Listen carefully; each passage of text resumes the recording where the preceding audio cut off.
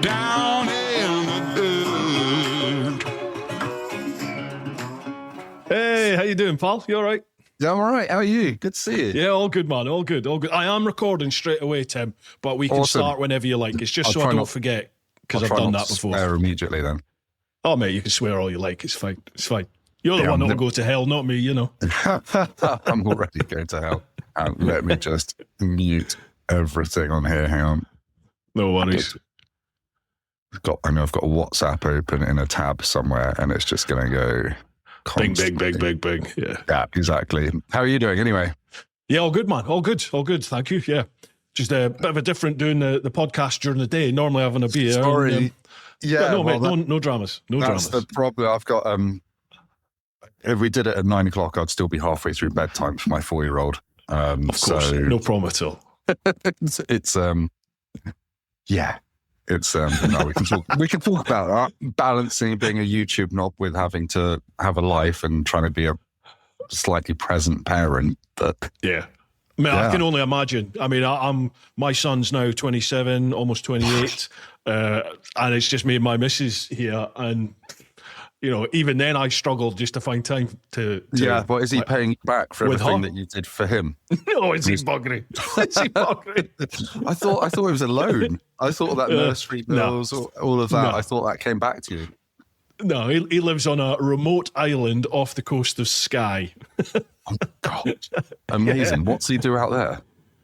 Oh, he's like an odd job man. There's one hotel on this island. It's called Rassie, the island, and there's like an adventure outward bound type centre attached to this big main hotel there. So he works there and he does everything from like, you know, chambermaid doing the rooms right through to odd job man, God, you name it. And at the moment over the winter, because the tourist season's dead there, he's labouring at the distillery where they're like growing the distillery, because obviously distilleries is a thing at the moment. So he's doing all that. But he was an editor. He was a professional video editor for like 8 years, straight from school, and just decided. But at the same time, I left the old bill. He decided, and COVID, he just sort of went, you know what? I've done this corporate thing, and I'm bored. I want something else. I feel that. Disappeared off to an island. Yeah. Well, I mean, I think isn't that the dream, to get away from everything, to get away from media, from social media, from the world going to hell in a handcart.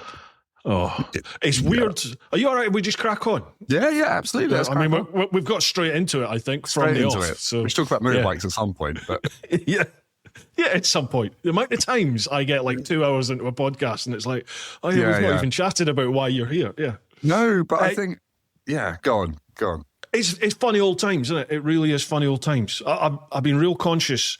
I had a little break off this podcast. So this is about the 4th one back, I think. Yeah. And everyone is feeling the same at the moment. Everyone is just hacked off and sort of a little bit despondent about how things are. It's bleak, a weird time. Isn't it? It is bleak. And the fact that all this stuff's happening internationally, we seem to be living in a world run by billionaire paedophiles, and apparently that's okay. And it's all come up in winter when we can't escape on our motorbikes to get away from it. Yeah. It's just part of me just goes, I kind of think it's always been like this. It's just that we've got instant access to it and you get bombarded by it. I'm not saying it's right. Don't get me wrong. No. It's 100% not right the way things You're are. Not saying you're in the files, are you? Yeah. It doesn't mention me in the files. No, it's fine. So, and being mentioned in the files doesn't imply that you did anything wrong, according to Sky News and the BBC. Yeah. I know. They're all shitting it now, aren't they? So why is it all blacked out there? Yeah, exactly. Anyway, that's enough politics. Yeah, sorry. Straight into Tim Rodie, welcome to Bru Time. What an opener. Thank you for having me. It's an absolute pleasure to be here. No, my pleasure, man. There's been loads of people asking to get you on, and we've never met in person, so thanks very much for coming on for a chat. No, thank you very much. Yeah, thank you for everyone that said come on. I've had loads of people over the past couple of years saying, you should go and get on this. I'm like, I'm not big time. No one knows who I am. But yeah, it's nice to finally be here. Hang on. No problems. Had a flat folks at home, this is a daytime podcast, this one, so the beers are tucked away in the fridge. Slange, cheers to your health. And I got about 3 hours sleep last night because I'm getting a cold, so apologies if I look and sound rougher than usual. But no dramas. Are you a big sleeper then? Yeah. I love sleep. I love sleep. I'm a morning person, but it's just honestly, it's one of life's greatest pleasures. And I think as you get older, you just want it more and more, don't you? And I'm a big fan of like a 4 o'clock granny nap. Don't tell my boss, but it's just, I don't know. Life is tough. I do a lot of stuff with my days. I kind of, I've got 2 YouTube channels. I've got a full-time day job, which is also partly running a YouTube channel. And I'm trying to bring up 2 young girls who are kind of 4 and 7. And I'm stay-at-home dad 3 days a week, basically. So, wow. Yeah, like finding time to do everything and grow a YouTube channel is, I feel like I'm used to it now. But occasionally my mum comes around to help the kids. And she's like, you are burning the candle at both ends. I'm like, yeah, thanks, Mum. I do look rough, don't I? It's difficult, isn't it? I find with this whole, I hate the word, but we are in the influencer life. It's hard because I know, because you've just got to hustle. You know what I mean? You have to hustle constantly, and if you don't, you just get lost. Like I've tried not to get hooked up on the algorithm and don't post. Just don't post for the sake of posting. You just disappear off the ether, it feels, especially at the moment. So you kind of just have to chuck stuff out, and it's like I try to be detached from the numbers, and if I have a good month, great. If I don't, I'm not going to lose any sleep over it. I'm never going to do YouTube as a full-time job. I've seen too many people do it. Some fairly big names in the motorbike YouTube game who I've spoken to over the years. I'm like, do you enjoy going full-time? And they've said, no, I'm responsible for 3 other people's income because I've had to employ people to make it work. I can't stop. I can't get off this ride. And this is my life now. And I think at some point, you started this because motorbikes is the thing you love that gets you out of bed in the morning. And it very quickly becomes, oh God, what have I got to ride and talk about this week in the sleet and snow outside? Which, don't get me wrong, is like a lovely problem to have. But I think there's definitely an element of truth in your hobby becoming your job. And there are pros and cons to that, I think. Yeah. No matter how much you love it, once it becomes your job, it's a job. So you have days when you really can't be arsed doing your job. Oh, sounds 100%. ridiculous. There's people out there doing real work and digging holes. But, yeah, I have to say, I did. I went back to my old secondary school a couple of weeks ago to do a careers fair thing where you're sat in the big hall and there's a bunch of adults and me at different tables with their job in front of them. So I was technically a journalist. And then there was a proper journalist next to me who works for the BBC and does proper stuff. And then there are insurance brokers, quantity surveyors, insurance salesmen, double glazing people, like all these proper jobs. And then basically the kids come to you in like groups of 5 or 6. And this is year 11 and year 12s. And I'm like, I asked them, what have you just been to listen to? And they said, oh yeah, I've just been listening to financial advisors, being a financial advisor. I'm like, is that your burning passion as a 16-year-old? Is that what's you're going to spend the rest of your life selling insurance, selling whatever. There was a really nice lady there who was, she worked in private equity and, she was dolled up to the nines, looked very rich.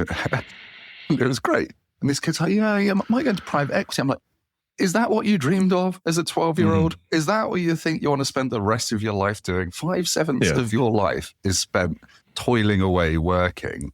Don't make it bloody miserable. And, this is not private school, but I went to grammar school where you just have to pass an 11 plus, and I was suddenly the dumbest person in my school. And these kids are like, oh yeah, my dad says I should go and work in the city like he does. And I'm like, no, do the opposite of what your parents tell you. What's happening? Like, you don't want to be miserable when you're 35 and you got to wake up and the most exciting thing is what you're going to have for lunch while you're going to London on the train in your suit and tie. Don't get me wrong, those jobs are valuable and fair play if you enjoy that sort of thing. But I always wanted to be a journalist. And I found those, those careers advice interviews you do when you're like 13 and it tells you you can be an astronaut or like, I don't know, a Reform Party catamite and Nigel Farage's buggery boy or something. But mine said... Politics. But mine said I want to be a journalist. And I always wanted to write magazines back with, people printed stuff on dead trees and made money out of it, which you can't do anymore. But I wanted to be a computer games journalist. I've always been a massive gamer and that was what I wanted to do. And I grew up, I got into cars and I wanted to become a motoring journalist. But I just think I was very fortunate knowing that that's what I wanted to do. And you just had to bend with the times, got into video, and now I do very low rent videos on YouTube. But yeah, it's an odd one. I'd much rather be doing what I'm doing now than a much higher paid, higher stress job where your job is really to make someone else much richer. Yeah, definitely. Oh, yeah. And you're right. I mean, the stress, the pressure that's put on you as a kid. I remember those years, sort of like 13 onwards. It's like, right, what are you going to do with your life? Yeah. I'm still watching fucking He-Man on the TV. Do you know what I mean? It's like, I don't know. And Exactly. at that age, my dad was in the oil industry. So it was like, well, I'll go into the oil. Where I lived up in the northeast of Scotland, you either went into the fishing industry. Yeah. So they were minted. You know, these people had no qualifications. They went off in the fish boats and earned an absolute. They were the Bitcoin people of my era, like where I'm These from. tiny They Scottish earned pounds full of Lamborghinis. Yeah. With oil and Ridiculous gas and the fishing. Like, they were earning stupid, and it was all cash as well. And then, or you went into the oil, in which case you earned ridiculous money. Yeah. Or you became a farmer, and they were all minted, but kept it all quiet. You know? That's a nice Millionaires, but living in there. little hovels. And Yeah. Well, I think it's only got worse. Like, they've got to, even the kind of 15-year-olds, like, oh, I need to start volunteering somewhere because I get UCAS points for volunteering. I'm like, it's like, I think the most I ever did was pack old ladies' bags in M&S for a day for D&V or something like that. But now it's just, there's so much pressure from so early on. This is the kids who are being funneled towards university, which I wouldn't recommend my children go and do that. I want to become electricians or something like that, do an apprenticeship and not have 120 grand's worth of debt for an English degree. But this is the benefit of life experience, isn't it? Yeah. And you know, part of me thinks, well, maybe you just have to go down that path, because who is lucky enough to know exactly? I know you said you want to be a journalist right from early days. Yeah, but who actually knows what they want to do at a young age? Not that many people. And in your 20s, it totally changes, doesn't it? And you get into your 30s, and right, okay, what is it I'm actually going to do? Maybe you just maybe that's just the path. Keep talking about paths on this podcast, but maybe that's just the path you have to take. I think you just have to go through life letting enough of the universe's matter bounce off you until you've worked out what it is you want to do. And that just takes time, doesn't it, really? I asked my 4-year-old what she wants to do, and she wants to be a unicorn trainer, so she's got another thing coming. It's like, it might be the national animal of Scotland, but it's not real. Don't say that. You can't say that. You'll upset a lot of different people. Sorry, you can't say that. They're out there in the glen somewhere. We need all the audience we can get. Right, okay, so we've sorted a bit of religion, we've sorted politics, the education system. Okay, so, Tim, you got a YouTube channel, you're a journalist. Yes, supposedly. I don't know. Right, so I started my career getting my foot in the door of any sort of journalism that I could possibly do. My first journalism job was helping write the Butlins holiday brochures. You know what I'm going to say? Heidi Hyde. Yeah, and also that adult weekend magazine for those things. I got to interview lots of washed up pop stars. You must have done them. Tell me you've done some adult Butlins weekends. I did them as a member of staff, doing photo shoots of people in fancy dress getting their cocks out halfway through the photo shoot. Carnage. And my editor is a very fierce Glaswegian lady called Donna who used to work under Piers Morgan, and Piers Morgan made her cry, and I couldn't imagine her ever crying. And she would just be like, put that away. That's not impressive. Put it away. So these guys getting their cocks out, their tutus or whatever. So that was eye-opening. And then I slowly kind of maneuvered my career towards automotive. I went and worked up at Volkswagen Group in Milton Keynes, where I had to wear a suit and tie for 2 years. And that got me nice company cars and also gave me an appreciation. I don't want to ever work for a corporate life because I'm just not suited to it. I'm too rebellious, and I think I'm too much of a free spirit to sit there and looking around the office at people who've been there for 25 years. I'm like, what do you do? Oh, well, I run a report every Monday. Okay. And that gets you out of bed. Fine. There are people like that. That's perfectly valid. And then I left there to go and work at a startup that no one had heard of at the time called Carwow. I was employee number 7. And everyone was like, why are you going to work for a startup? That's not going to amount to anything. And now that's an absolute behemoth. That was before the YouTube channel. I was there kind of when we set up the YouTube channel, and then for 2 years afterwards. And then I left there to go and work for a company called Drive Tribe, which was another startup, slightly ill-fated automotive social media platform funded and owned by Clarkson Hamden May from Top Gear and Andy Willman, the producer, and a bunch of other investors. And that was one of the best jobs I've ever had. And we kind of ran that into the ground until it ran out of money. And now my day job, I'm the head of content for Motorpoint, which is a big used car dealer group. I run a team of automotive journalists there. And they run their YouTube channel, present for their YouTube channel, and manage a team of journalists writing car reviews and like SEO content, all that stuff. So it's good, honest work. And on the side, I've got a car YouTube channel of my own called Tim Rodie Drive Stuff.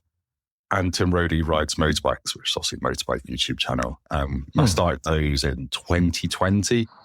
When I was at Drive Tribe, the CEO is this slightly mad but nice man called Jonathan, who said, Tim, you're not going to be flying anywhere for a year and a half, because I used to kind of fly away to drive cars every week, somewhere nice and warm, and then say bad things about them.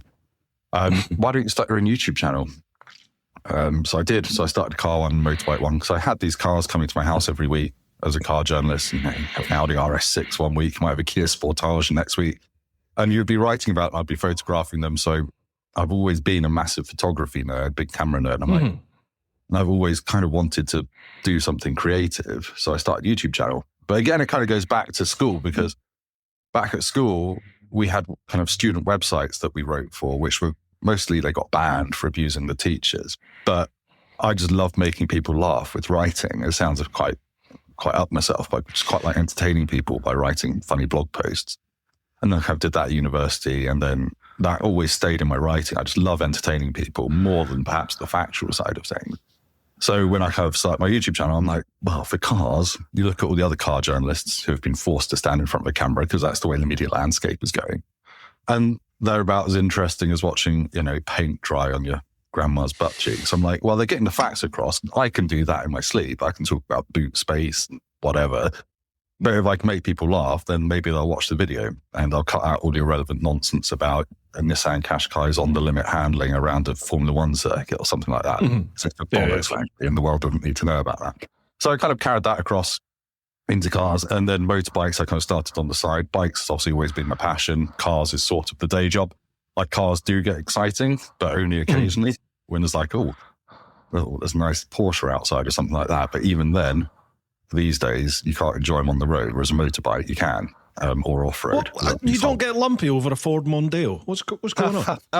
Well, we're different generations. We probably look back now. A Ford Mondeo has not been on sale for about 5 years, but I bet if we went and drove one from 15 years ago, we'd be like, actually feels quite a lot nicer than modern cars, because modern cars have actually got worse, whereas motorbikes have kept getting better, I think, and certainly more accessible in terms of the electronics helping you enjoy them.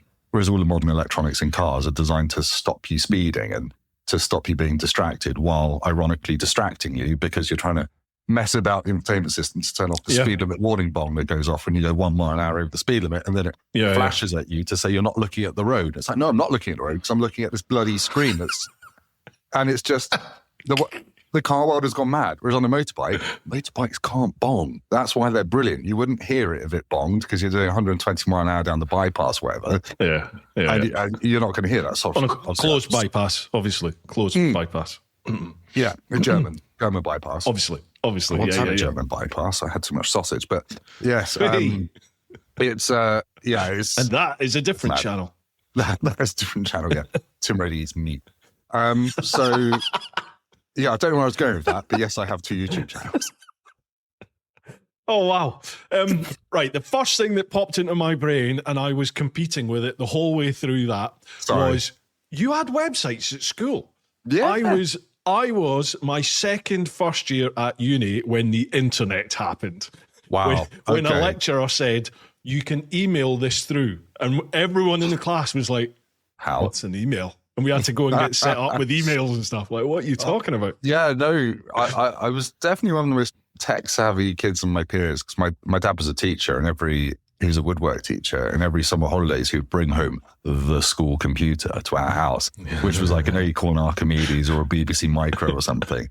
So we were the first house on our street to have the internet. It had like 33.6k modem, and I used to play Counter-Strike online and get pissed off when my mum picked up the phone to call her sister, and kicked me out of my game. And I'm like, mother, I had a really good KD ratio. So yeah, no, we had like blogs. I guess it's like year 8, 9. This would have been like 1999, 1998, something like that. Jesus, I'd graduated by then. Bloody hell. Far cleverer kids than me at school who knew how to set up a website, and I just logged in and wrote stuff in my section. And then, yeah, they got fairly abusive about the school and the teachers, and there was almost certainly some libel, as you can imagine, some swatty 13-year-old all boys school thing they know best.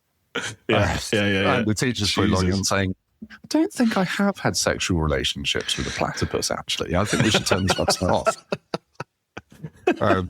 So yes, that's how it started. Thank you, school. I should have asked this right at the start. How long do you have? Because that will let me judge. No. I can go for another 2 hours if you want. Excellent. Well, Rossi's... I've seen the length of your podcast. I'm bloody hell, 3.5 hours. I don't know if I've got 3.5 hours in me. On this Mossy was on for 7.5, and we did 2 sittings of 7.5 and 5 odd hours. So that is mad. No, yeah, you've got something like to beat talking. That. Right. So what brought the passion for like the automotive side of things? You've gone from working in the entertainment sector at Butlins to what sort of lit the fire and pushed you into automotive journalism? So this podcast is powered by Conqueror's Motorcycle Apparel, a biker's clothing shop built by bikers, run by bikers, for people who actually ride. No corporate nonsense, no guessing games, just riders who know their kit inside and out. Walk through the door or jump online and you'll get nothing but 5-star service. The kind where someone actually listens, knows the gear, and won't flog you rubbish just to make a sale. For an independent shop, the range punches well above its weight. Helmets, riding gear, casual wear, and the bits you didn't know you needed until a proper biker pointed them out. And if you're shopping online, here's the kicker. Use Fisters10. Yes, Fisters10 at checkout for 10% off, because good gear should come with a bit of respect. Conqueror's Motorcycle Apparel, built by bikers, backing bikers. You can check out their website at conquerorsapparel.co.uk, or if you're down near St Leonard's on the south coast of England, pop along to the shop, stick your head in and say hello. I'd always been around cars and been around bikes. My dad gave up bikes when he had my brother in the early 80s and then me in the mid 80s. And then I think he got to that age that I think all parents who have been forced to give up their motorbikes get to. When their kids are about 8 or 9, they probably think, if I did die, they would remember me now. So you go and get another bike. Quite so like the rest.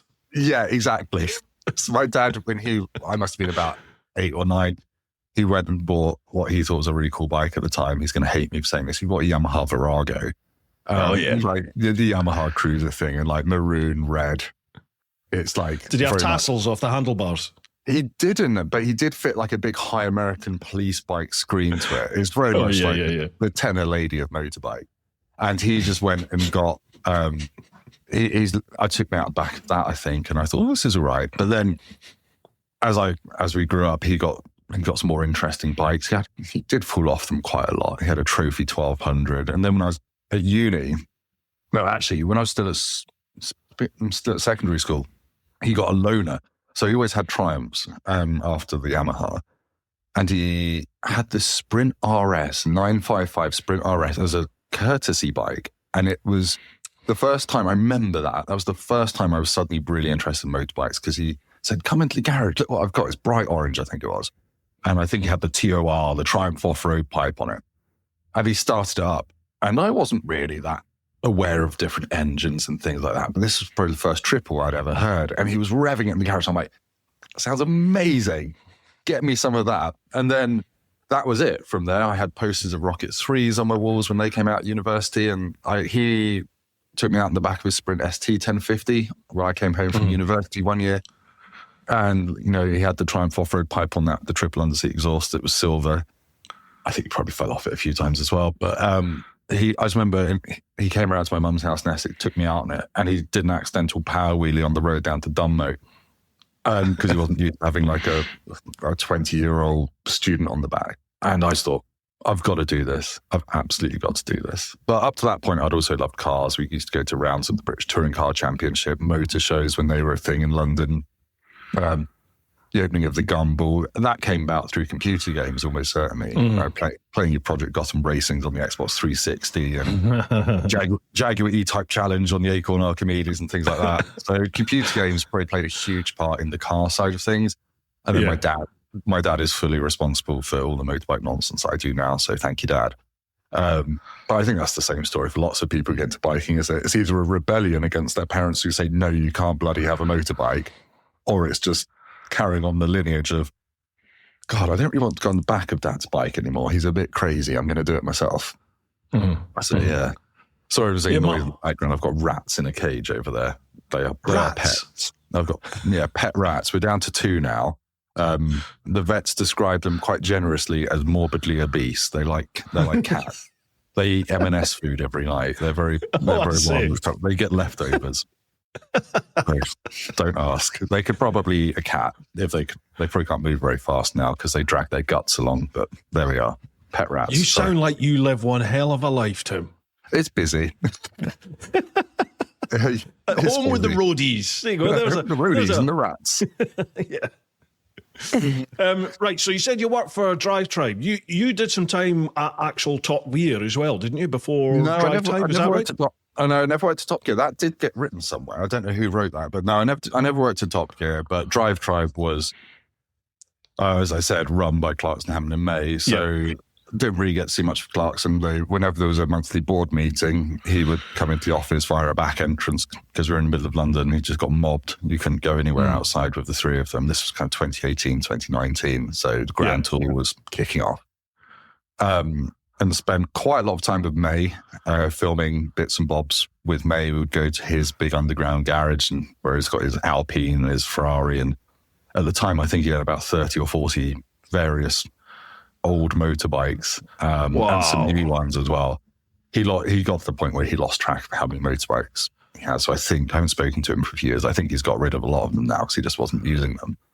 But we'd be filming kind of YouTube videos with him and in between shots, he'd be lighting one up and we would just start talking about motorbikes or the Second World War, which are 2 of my favorite topics. And we were just very much like kindred spirits.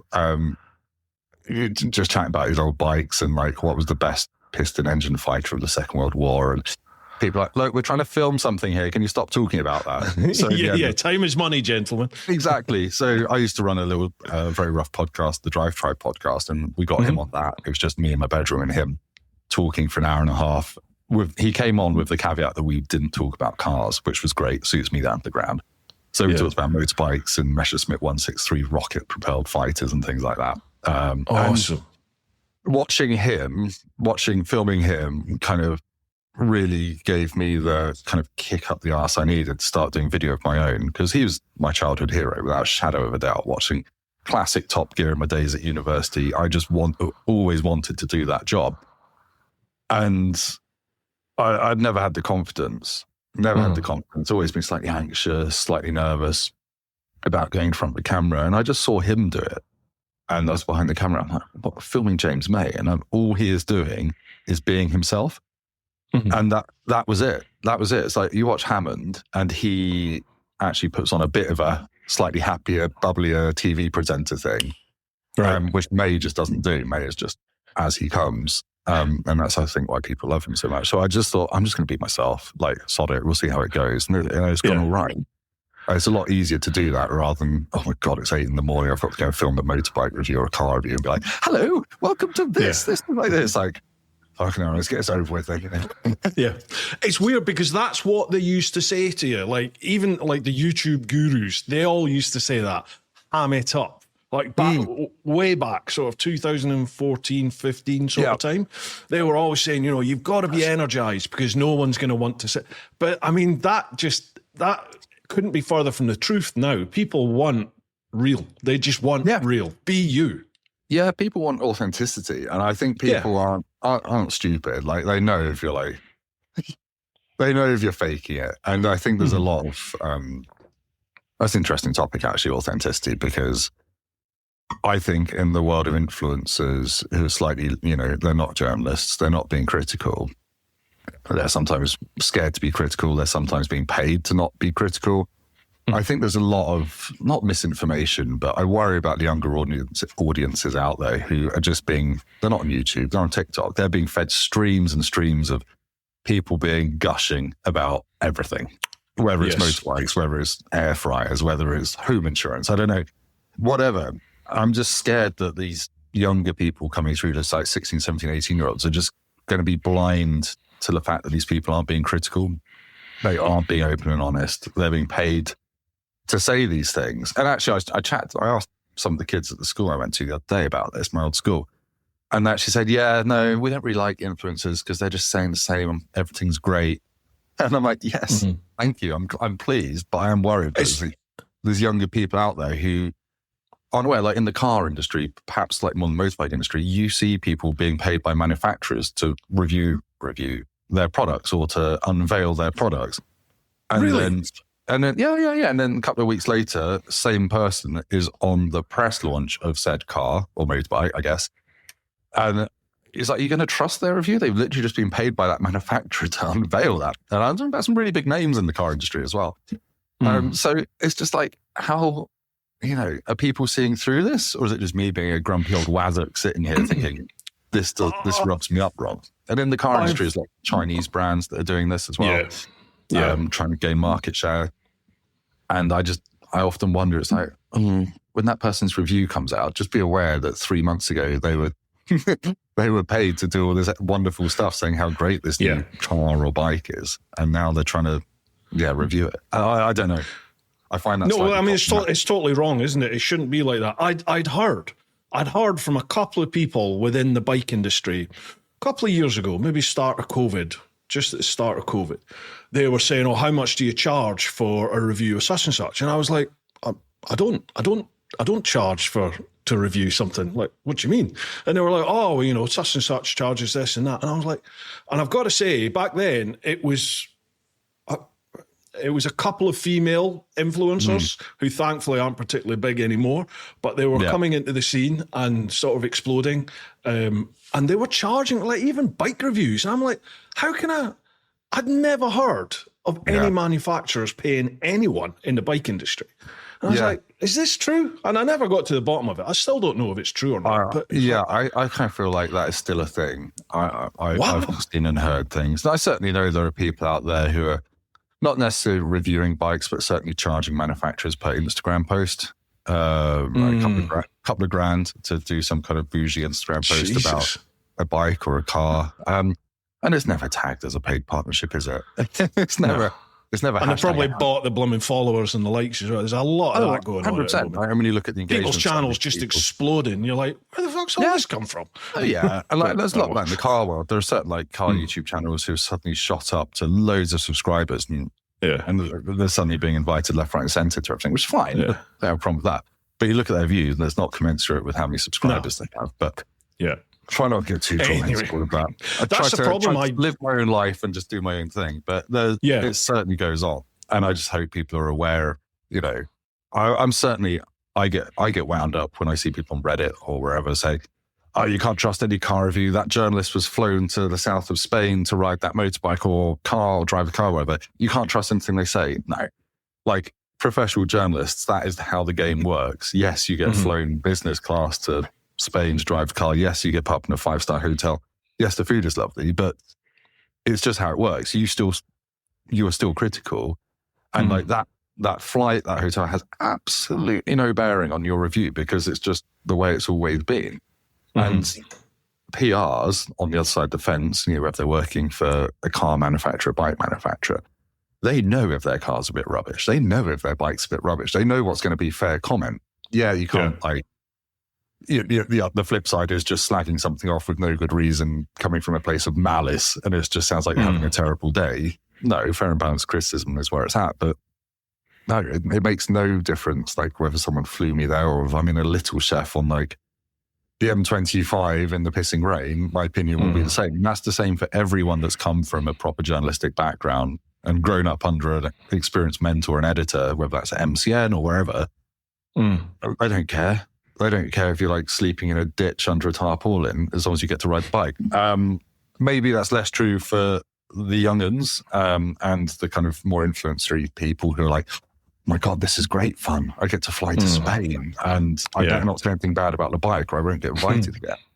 I don't think that's true. There are certain car brands that get pissy if you say bad things. But whatever, they're fairly minor and you shouldn't really worry about that. But it's just having that integrity to be able to say what you genuinely feel about something that I think is sometimes, you know, there are lots of new YouTubers who are very good at it. Like username Kate, she is amazing, absolutely smashing it. But then there are some people you see on TikTok and Instagram who are just like, yes, the best thing ever. I'm like, I hated that bike. I thought it was a dog. Not that there were that many bad bikes, but... As always, a huge shout out to all of you over in the clan, over on Patreon, patreon.com/TeapotOne. I keep saying this, folks, but literally I could not do this without your support. The YouTube millions certainly are avoiding me. So with people like you over in the clan, my tours, this podcast, merch, everything like that, that's what allows me to keep a roof over our heads. And we've built a pretty special little community there in the clan. We do rides throughout the year. We do some live streams. There's meetups. Check it out. Patreon.com/TeapotOne. See if it's your thing. You also get early access to my chicken strips tours and you get first preference for the questions in this podcast. So thank you very much to all of you that get involved there. As always, if you're enjoying the podcast, tell a mate. Just tell them about it, share it, liking, subscribing, commenting, whether it's on the socials, the YouTube vids, or on the podcast platform, wherever it is that you listen. That really does have such a positive impact now on the algorithms and all these different platforms. That is what they respond to. So if you're enjoying it, please just engage, give us a comment, a like, a share. Let people know about Bru Time. Right, enough of that. Let's crack on with the chat.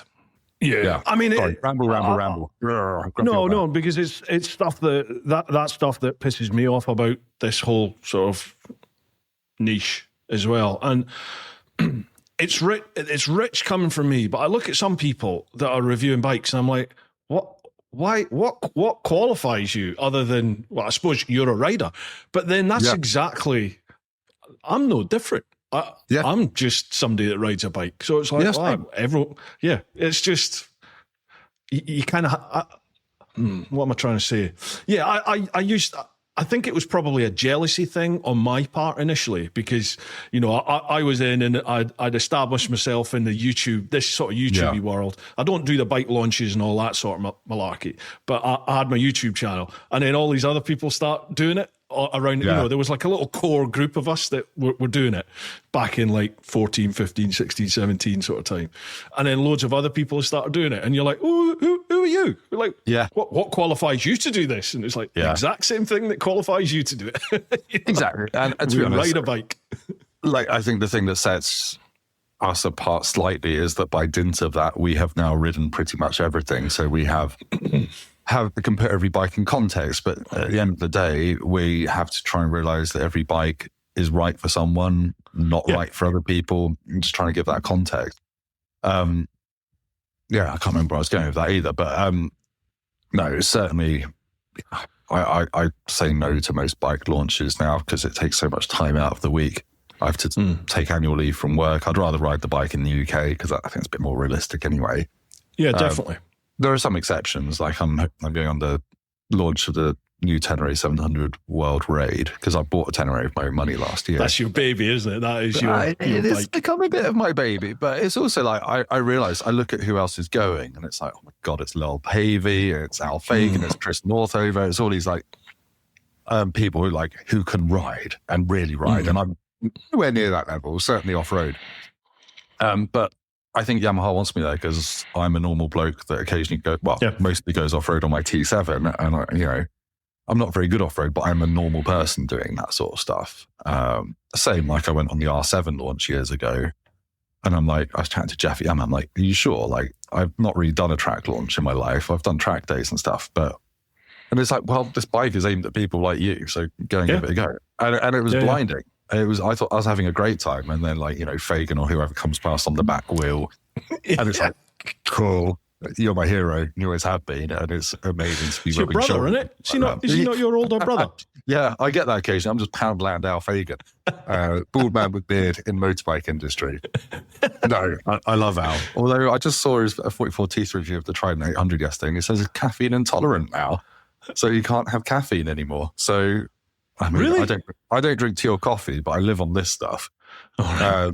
I don't know. I looked up caffeine intolerance, and apparently you just start feeling dizzy and ill whenever you have caffeine when you're in your mid-40s, and suddenly you go to the doctor and that's it.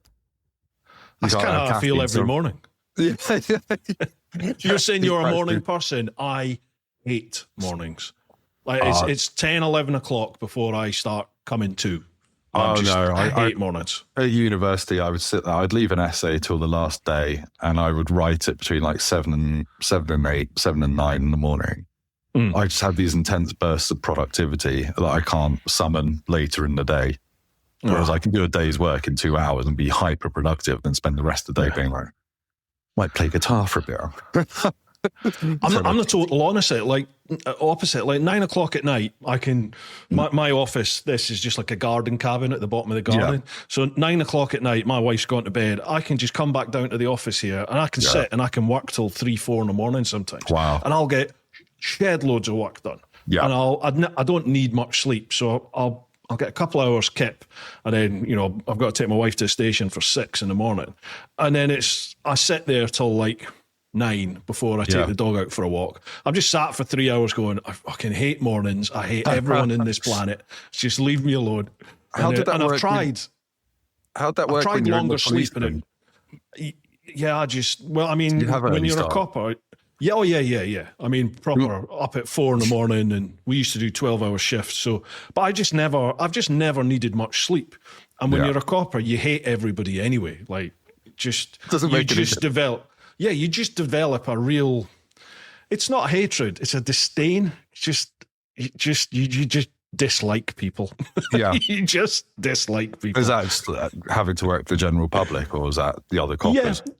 Yeah, you do tend to find anyone that's done any sort of public service type job, whether that's working in the shop or like public services. Anyone that's done that job knows that feeling. Yeah, I was going to say, like, I think when I was a kid, my first job when I was 16 was working in WH Smith's. In the entertainment department, we used to sell these things called CDs and DVDs. I remember them coming in. Yeah, Betamax or Laserdisc. I used to have to go and sort out the CD charts every Sunday morning and kind of move them all around. And working with the general public as a young person is such a valuable experience, I think. Just meeting people from different walks of life who aren't your schoolmates, who are, maybe need a bit of help, or maybe who are intensely annoying, or who are maybe stealing half the stock from your shop to pay for drugs. I was so useful. And then when I came back from uni, I did a Christmas temp job at M&S in the menswear department. And it was suddenly like, oh, this is a different slice of the general public. I literally had to wear a dinner jacket. I got Dick to wear a dinner jacket the entire Christmas period to show it off, to model it. And I had kind of old ladies come to my till, literally saying, "Oh, you should take my daughter out for a date." Yeah. Like, wow, okay. I didn't realize this is like the Epstein files with the M&S chumps with it. But yeah, I just think it's so valuable to meet the general public and realize that as you grow up, we will all be sharing this world, and you eventually forget about the other people that aren't in your friendship circles. But you realize that you live in a bubble, and that there are many, many different people out in this world who think very differently to you. And you only realize that when it comes to voting for certain things. And it's like, oh my God, really? Okay, fine.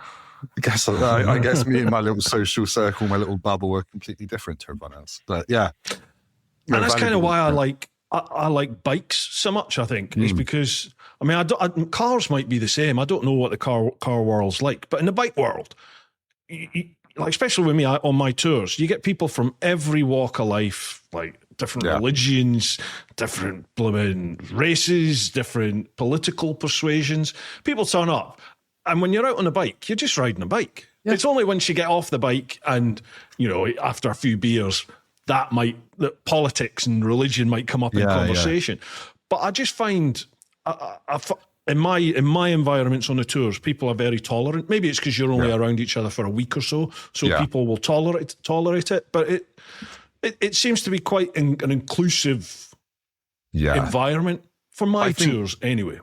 I think biking is just an excellent social shorthand, isn't it? If you go to a room of people you don't know and you find out one of them rides motorbike, is you almost hug them, don't you? So we can be It's friends. like an affinity, isn't it? Yeah, it's like instantly, no matter what kind of bike they have, no matter what they ride, or whether they've ridden in the past and don't anymore, you can just chat about them. I had a car delivered last week, just here, and the delivery driver who's bringing it to your house phones you up an hour before and says, "Oh, blah blah blah, I'll be there in an hour."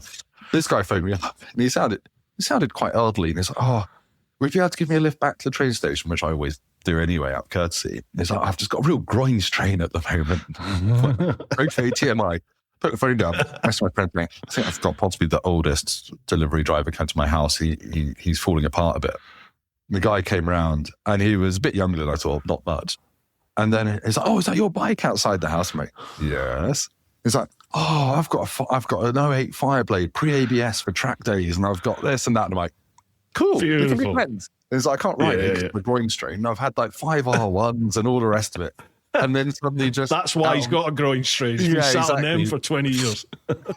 Riding R1s through winter. And it's just an instant camaraderie, isn't it? Which is amazing. I think my only slight reticence is I've never massively liked riding with strangers. And I think in the early days of my biking career, I would meet up with people from the Piston Heads forums or wherever to go for a ride. And instantly I felt uncomfortable, whether they were going too fast, too slow, doing things I would never do, breaking some of my own personal rules, like people crossing solid whites and me just going, giving me an aneurysm and things like that. I just never really liked it. So it takes me a while to warm up to riding with other people. And then you go on a motorbike press launch and you're all going out in a line and everyone's just pulling wheelies out of the hotel. And I'm like, I wish I could do that.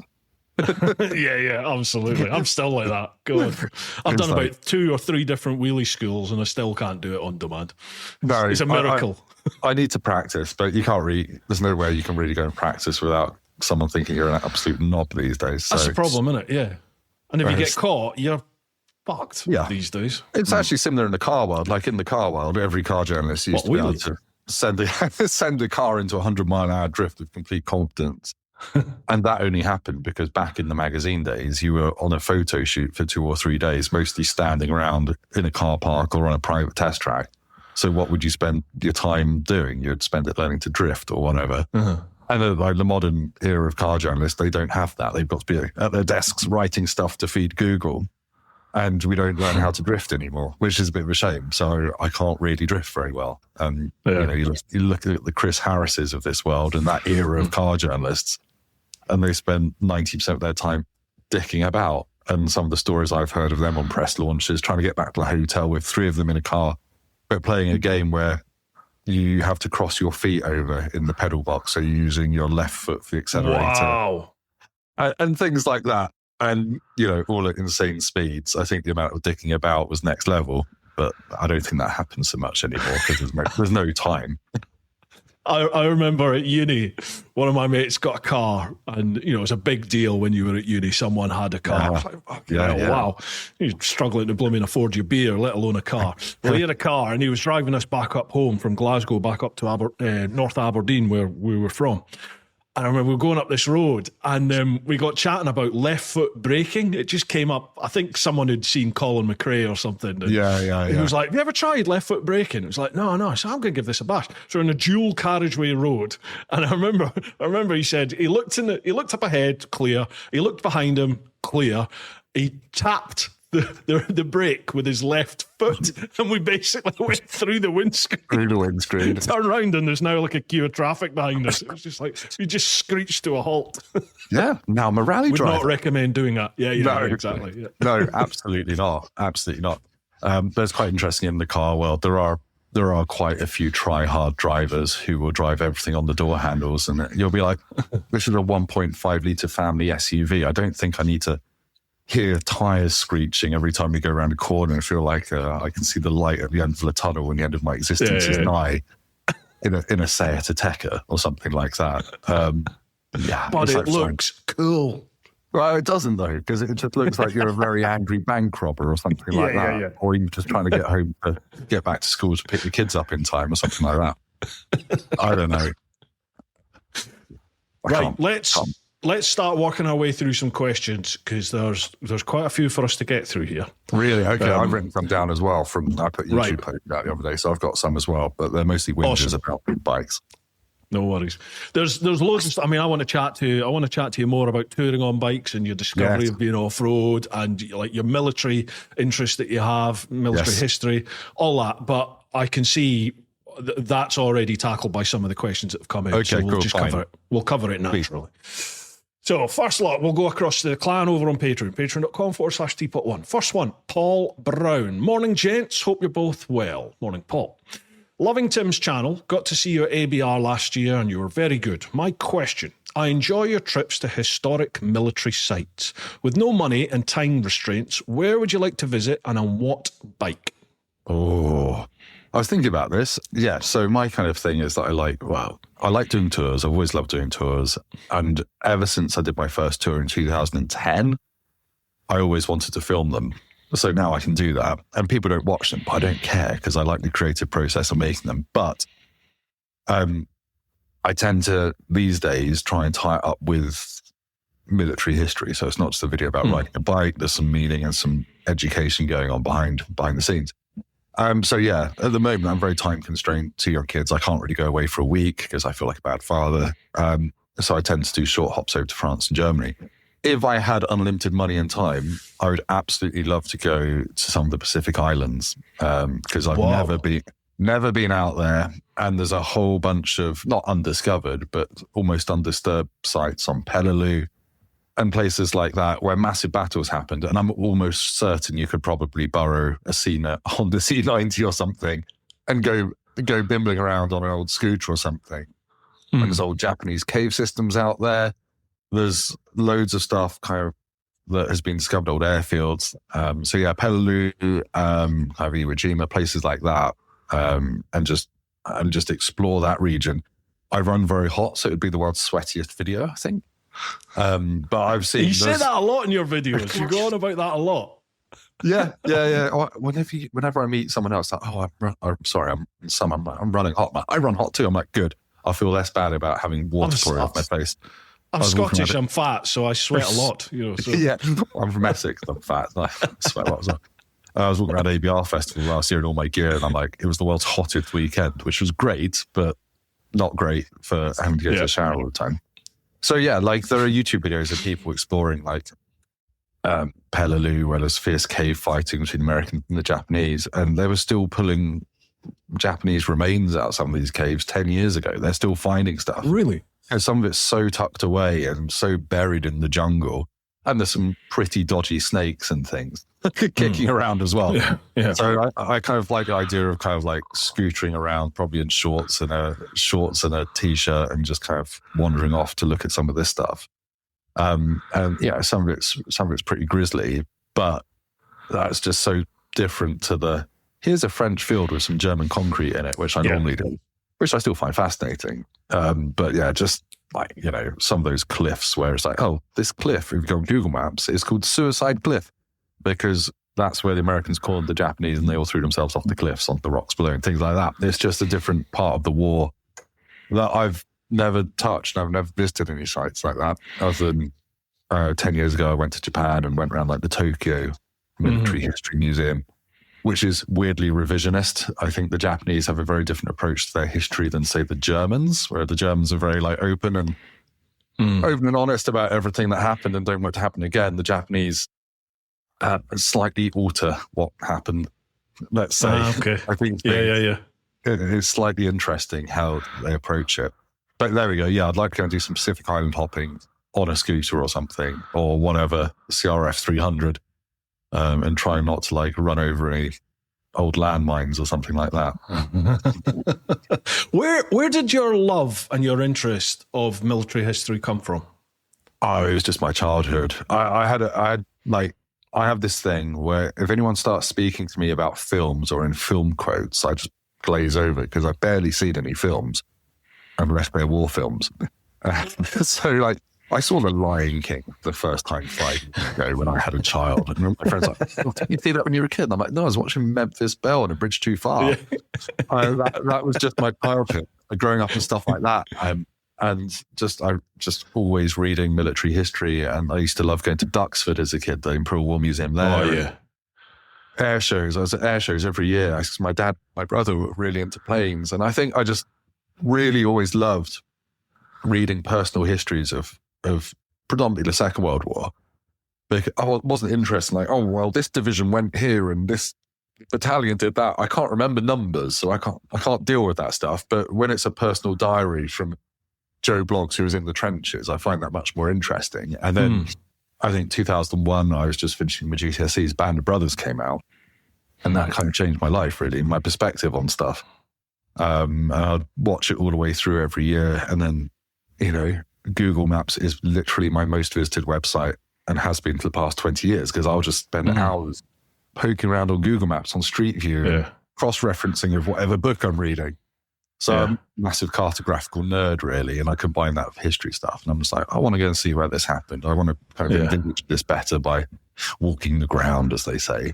I've always just been a massive war nerd. And I did I got slightly green fingers at school. I did army cadets at school. When I was at university, I was in the officer training corps, which is like it was technically part of the territorial army back then, but drinking. It's a student club with guns and you got paid to do it.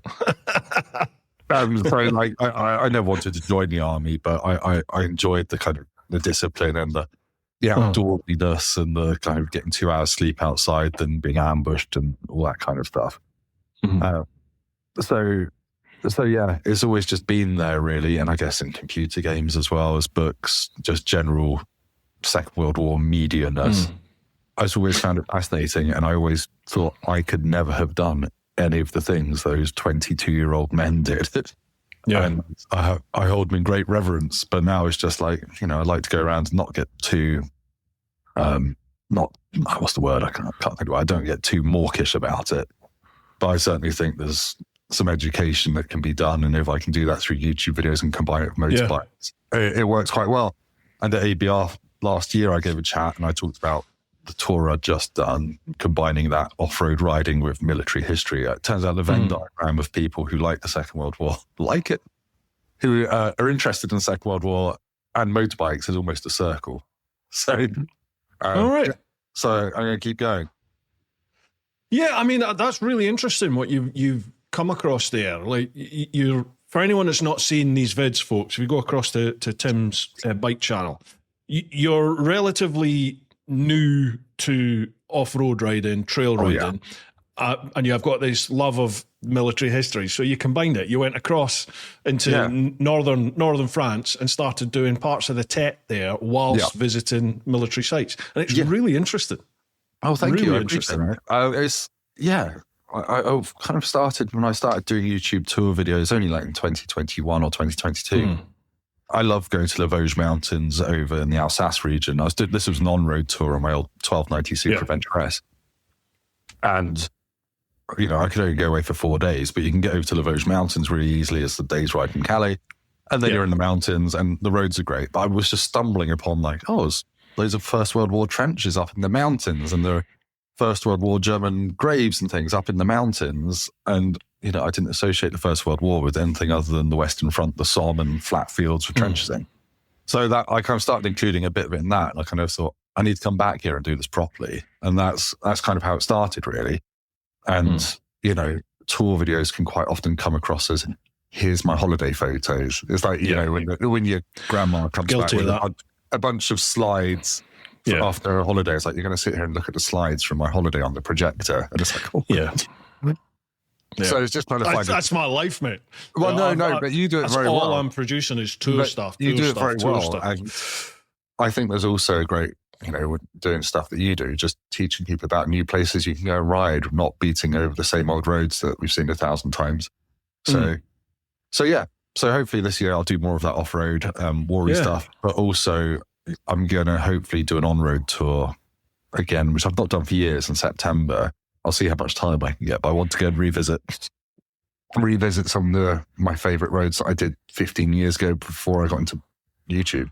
Kind of like the route Napoleon, that kind of like France, Swiss border, a bit of Austria and Italy. And for that, I need to buy a second bike, which I'm very excited about doing. The Tenere is not going anywhere.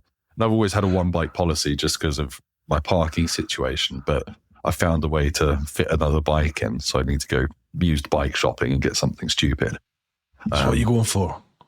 I don't know yet. I'm kind of thinking the theme of the tour is probably going to be these are the first tours I did back in the early 2010s, 2011s. Go back and revisit all those roads on one of my dream bikes from that era that I couldn't afford at the time. Something like that.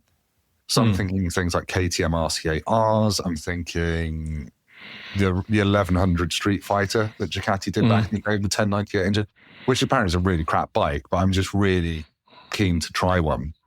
And there's loads of bikes from that era, like Gixxer Thousands, never had one of those. The original S1000 RR. And like something slightly inappropriate. Basically, I want a GS, but I'm not allowing myself to buy a GS at this stage. So I just want to tour on something inappropriate. You want a bike that's got performance, that will tour, can do some off-road. No, I'm not off-road. No, this will be purely on-road. The Tenere will be staying as my off-road but bike. one bike policy, Tim. One bike policy. No, but I'm going to try. If only there was a bike that did everything. Oh, because I will. No, you said it's a Gixxer Thou. It's a Gixxer Thou. Go anywhere. Like Chris Eads, he's done his fair share of off-roading on one of those, hasn't he? Yeah. I remember watching that Barrel Grumble video of the Green Lady as one of the first motorbike YouTube videos I think I ever watched. And I lived with my mate in London at the time, and I had to get him, I'm like, come and watch this. This is absolutely hilarious. And then, it's just, he's a complete hero, or still is. It's just weird. I get to talk to him now and like see him occasionally. What a legend. I was properly fucked off with Chris when he did that, because I just taken my Gixxer over some fields in Kent in preparation for going away and doing my big trip. Yeah. And I was like, this will be magic. This will do really well. I put it up, got about 4 views, and then look, and Chris has got this video where he's gone proper green laning, like ditching the bike and all sorts. It was like, fuck. You're talking about pissing on my chips. But I mean, you win that one. but if you did it a week later, the YouTube algorithm gods might have given you all the views. You don't know. It's so fickle. You just can't predict what a video is going to do anyway. So, YouTube life is like you put your heart and soul into a video and it bombs.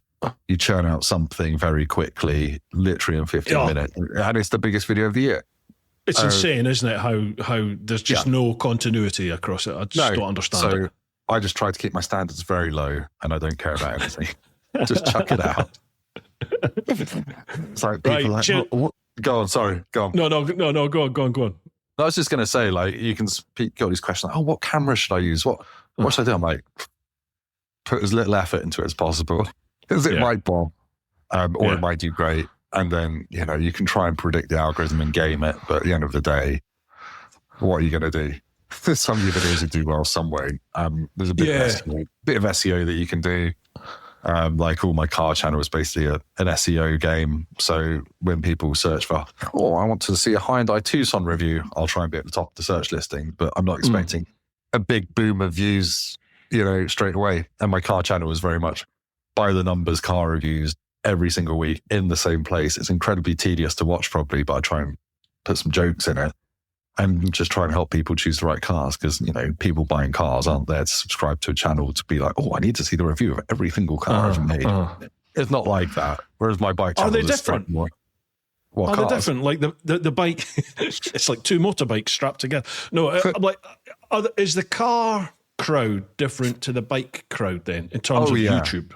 Oh, yeah. Yeah. What, in terms of the audience or in terms of the other and their viewing habits? Like I tend to find, maybe it's just the content that I create, but I tend to find it's grown a nice tight community. There's a core community around the channel, and then there's sort of outsiders that come and go, whatever. Yeah. I've definitely got Is the car like that?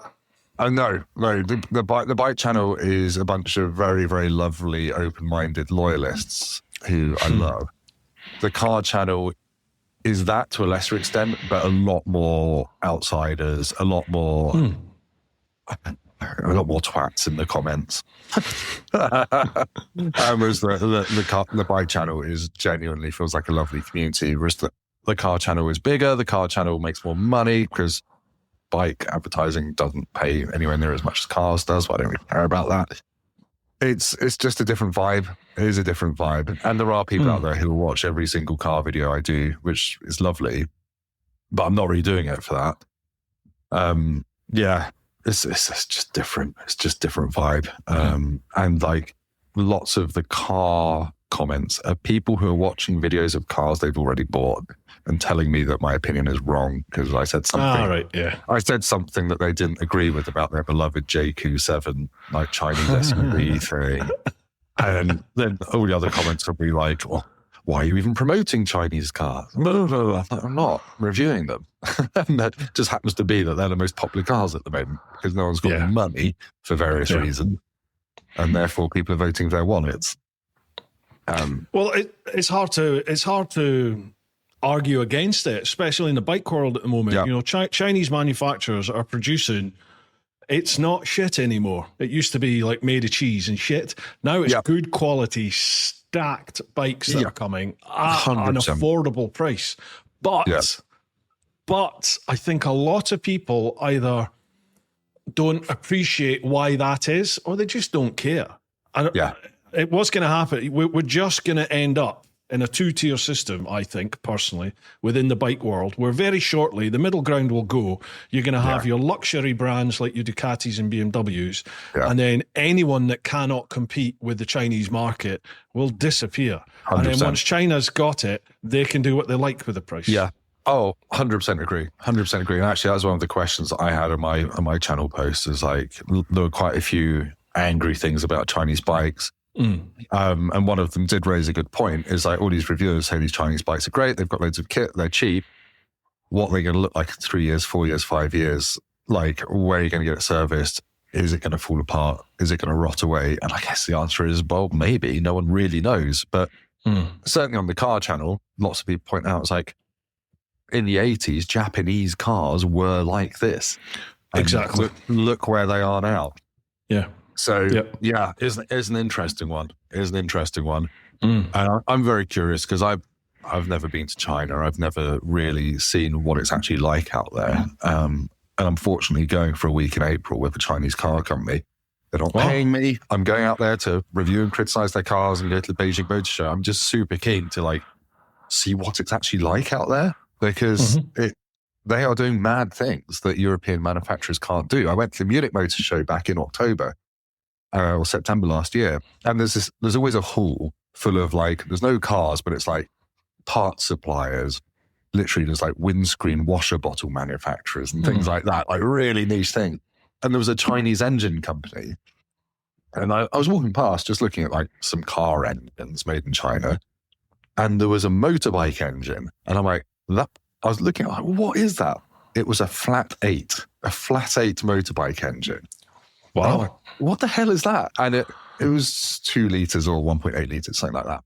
And it had like, 120 horsepower. So it's obviously quite like long stroke, like torquey engine, not very revvy. And suddenly like I was taking photos and doing a video of it because I thought this is weird. And then the guys came over, I got mobbed by all the Chinese people saying, oh my God, yes, are you interested in this? Like, I'm like, yeah, what's it going? And they showed me a photo of the bike that this engine is built for. And it's a Chinese Goldwing ripoff. So it's like they've gone up 2 cylinders on the Honda Goldwing. It's like, yeah, that one's got 8 cylinders. And it's just like, and it had a DCT gearbox and all the rest of it. And it just looked very well done. And it's just going in a Goldwing ripoff. But they're making that engine for one bike. And it's like, yeah, fine, the Goldwing engine doesn't go in anything else, I don't think. But to have that R&D budget to produce such a niche thing, and like they've just probably turned that out in 6 months. Like the pace at which the Chinese could iterate on something is what will make them succeed. Because at the start of last year, I drove loads of Chinese cars and they all had the same problem. The suspension was crap on UK roads and all of the driver assistance, lane keep assist stuff didn't understand that you were driving on the left. Like it was just constantly taking over the steering, doing weird stuff, freaking out on country roads. And it was just a disaster. 6 months later, oh yeah, we've changed the suspension. We've done a software update, and I drove a bunch, and it's like, Jesus, this feels like a different car. That would have taken Mercedes or BMW 3 years to iterate, and they just done it like that. They seem to have, the Chinese manufacturer, they seem to have that ability to pivot almost instantaneously. As soon as an issue comes up, they seem to act on it very quickly. And as you said, the bureaucracy in like the European bike and car market, it's years before the development changes. They just seem to turn it on the dime, so to speak. Like, just imagine how much cost and how much time went into like going from the 1250 boxer engine at BMW to the 1300. Yeah. That would have been like obviously millions and millions and millions of euros, but probably like a 5-year project. And now they've just got to put that engine in literally everything. Whereas the Chinese probably like, oh, well, we'll make a V4 just for the sake of it and things like that. Yeah. So it is Shits interesting. and giggles. Yeah, exactly. And I'm not saying their bikes are the best in the world and the cars aren't the best in the world, but there's nearly always the caveat of for the money. It's good for the money. So yeah, it'll be interesting to see where it goes. But I do agree. You kind of like look at, what like Honda, like where are they going to go? Like they're desperately trying to compete on cost at the moment with like the Hornet thousands and things like that. It's like, liter bike for 10 grand. And they've got like the 350s and things like that. But there are certain manufacturers that are just kind of in that middle ground where they're a bit expensive seeming for what they are, like some of the Kawasaki's and things. It's like, I feel like you're going to get eaten alive. Yeah. That's a dangerous market, that middle ground. I think they're the ones that are going to struggle. I think you're 100% right. And in the car world, like your Volkswagens, it's like, I genuinely worry a Volkswagen and certainly Ford are going to exist in 5 years' time because they're just having their lunch and their sandwiches eaten by the Chinese already.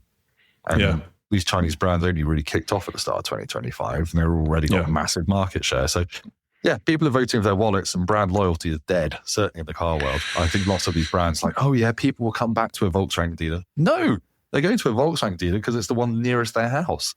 It's like now they're going to go online and order a JQ for £2 a month and have that outside. It's a shame though, because like we're only going to realise this when it's almost too late. It's like at the moment, you go into Europe, every village has a baker there. Everyone's queuing, getting the bread in the morning. It's part of law that anywhere where I think there's over, I can't remember the number, but it's not many. So even if they have a new development and they generate a new part of a town or a village, if there's over X amount of people and it's only something like, 8 homes or something, it's not huge. By law, they have to have a boulangerie. Is it boulangerie or patisserie? Yeah, a baker's.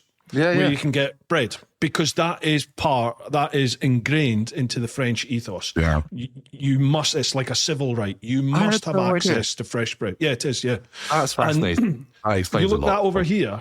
You can't find a baker anymore. You can't like few and far between. Greengrocers, even it's like an event if you find a proper butcher's or a proper fishmonger's, because everything's in the big supermarkets, isn't it? Yeah. Well, I mean, I live in Dorking in Surrey, and we do have a independent butcher's, but I go in there and I come like, I have 3 steaks, please. And then it's that scary thing, isn't it? When you go to a butcher's, you're about to be financially ruined, but you don't know to what extent.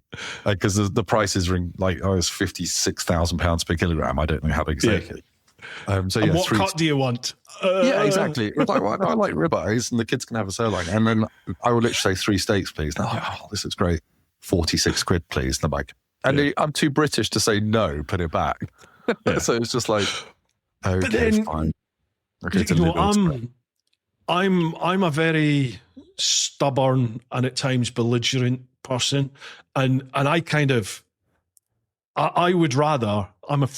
Obviously I'm in a position where you can do that. When you're in a position where you can go and splash out and buy a steak, and it's like, well, I'm going to get it from the butcher's and up you to the Tesco supermarket. Other supermarkets are available, obviously, but it's like I would rather give my money to the local farm, if you like. We've got a couple of farms around here, and they started doing like the old-fashioned milk runs, proper milk bottles and that. Yeah. So it's like 100%, yes, we'll have some of that. And they're starting to look at, I think they're looking at branching out and going in with some, what what's the terminology? Like meat farms, so they can start doing meat as well. And it's like 100%. You start doing that, we'll get the meat from you rather than some supermarket. 100%. Yeah, I think I love the idea of that, and I'm always trying to buy local and shop local and all the rest. Shop local, yeah. Sometimes it's hard, but then I have to realize it's like for the vast majority of the population, it's like that's unaffordable. So it's just like, I feel fortunate that I can get by those steaks, but most people can't. And then when it comes to motorbikeing, all my local dealers have shut down. So what do I do? That's the problem, isn't it? That is they're shutting down all over the place. The last month or two, there seems to be like an epidemic of dealerships shutting down. I did a video, I think, October 2024, there was a massive rash of it. And I did a video about that. I mean, it went mad because like my big local dealer was P&H in Crawley, who had Ducati, KTM, Honda, Kawasaki. Got my first bike from them. Oh, did you? What was your first bike? Gixxer 600. Nice. Weirdly, I was in there the other day looking at Gixxer 600s, but it's a superbike factory now. Yeah. And they had a bunch of those. So now I occasionally wander down there to have a look around and do some videos from that. And it's just I keep wanting to buy another KTM, and I'm like, I genuinely don't know where I would take it to get it serviced. It's like I don't have a problem with KTM. I kind of want to support them because I think they're an amazing company going through some horrible times, but I don't know how. I don't know how it will work. I think and I hope KTM is going to be the new Ducati. You know how Ducati's had this resurgence where their customer service seems to have stepped up a gear and the quality of the products seems to be stepping up. Still have a few issues, but it's now being considered as a viable brand. It's because before it was all tits and no knickers. It was kind of how you know what I mean. Looked amazing, sound amazing, but fucking hell, you can be in for a ride because that thing's going to go wrong. Exactly. And also, the internet hasn't helped. They seem to go over that, has it? No, because you only hear the bad stories. You get the bad stories get amplified, and all the happy owners who never had a problem, they're not going to go on the internet and say, "Oh, my one's been really good, actually." But then there's no smoke without fire, and KTM cannot get away from that. I've got mates who've been diehard KTM owners and never had any issues, and lo and behold, over the last year or two, they're starting to have loads of issues. However, KTM seem to be focusing on that at the moment. The owner of KTM is like, that is number one priority. We need to sort out not so much reliability, but the customer service. So when the customer comes in with an issue, we don't argue with them and go, it's your fault, it's your fault, it's your fault. It's, yes, sir, BMW hat on, let's fix this. They seem to be trying to do that. So we'll see. Yeah, I think it's crossed because they're out of all the manufacturers out there, their bikes speak to me the most. It's like they just have something in their DNA that's inherently stupid and inherently a bit unhinged. They're fun. And just like they have a sense of humour. Yeah. It's what bikes should be, rebellious, fun. Because I love Super Nakers. I like the Super Duke is just, it's insane. And then you get on a Ducati Street Fighter V4 and it's very polished, it's very pretty, it's very desirable.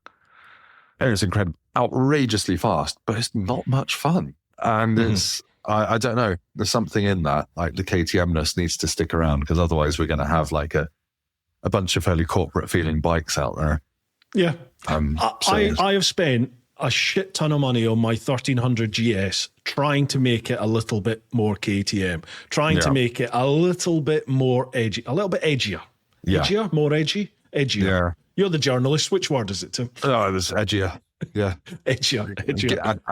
I've tried to just make it a little bit more engaging, a bike to ride, because I really found the stock 1300 almost bland. Once you get over that initial, holy fuck, it's got so much more grunt in it, I find, than the 1250s. Once you get over that, it's like, kind of a little bit bored. I jump on the Multistrada or especially KTM, and you're like, shit balls, this is fun. I used to love my old 1290 Super Adventure. I mean, I think it halved in value in the time that I owned it, but it was, I could only sell it to a guy in Greece who exported bikes to Greece because they're taxed to high heavens out there. But I love that bike. Weirdly, one of the most interesting bikes I rode last year was the R1300R, the BMW naked with the 1300 engine.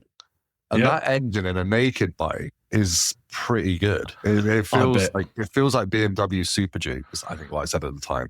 Because it's got so much shove, and then the naked bike riding position. It was naughty. It was trying to pop wheelies off every crest. And I had the ASA one, and that was mega. It's like, why would I have a ASA? Hate it. I think it's like the best implementation of an automated manual, purely because you've still got a foot lever. So that's still natural, whereas the Yamaha one, you've got finger things. No, I quite like it. I wouldn't like it for off-roading, but I don't know. It's like suddenly got the smoothest gearbox you've ever had on a Boxer. It's like, I was the polar opposite. Don't leave it in auto. Like, auto's terrible, but you have to run it manual. Tim, this is my issue, right? Yeah. Everyone says that, right? I buy an automatic bike. Auto is what you're going to ride it in. No. And it's a bag of shit. You put it in manual and the gear change is lovely. Why am I buying an auto to put it in manual? Because you've got the world's best quick shifter. But I think, now I'm saying this out loud, I suddenly think back to the days of the Aston Martin DB9 with its automated manual gearbox. Remember the first time I ever drove one of those, the Aston Martin guys like, oh, hello. The mistake people make with these is that they leave the automatic gearbox in automatic. What you actually need to do is leave it in manual the whole time. They're like, that sounds like a bit of a fudge for a 200 grand car. So I feel like if it says automatic, it should be automatic. Maybe I might wall back on myself there. I tell you what, since I decat, I've got a full system on that 1300 now, and I've mapped it as well. I put the BHP map on it. Oh yeah, and I've put a DNA air filter and stage 2 box on it. Once all that's gone in, the quick shifter and the blipper are smooth as buggery now. They're beautiful, but that's a lot of money to get that on an already very expensive bike. Does it unleash any more power, or is it just smoothing it all out? Was it? I've not had it dynoed or anything, but I think it puts it from 145, allegedly with the exhaust, the full system and blah, blah, blah, blah, blah, up to around about 155-ish, maybe a bit more. So it's got a wee bit more. But I mean, that will piss over most things up to sort of 70, 80 mile an hour. It's crazy. It's, maybe not. 50, 60, usable roads sort of stuff. Well, that's it. It's all about shit off a shovel. It's like, for me, it's just having an engine that can make the front end go light on the way out of a corner, looking at crests and being like, I'm in third gear. That, for me, is like half the fun of it.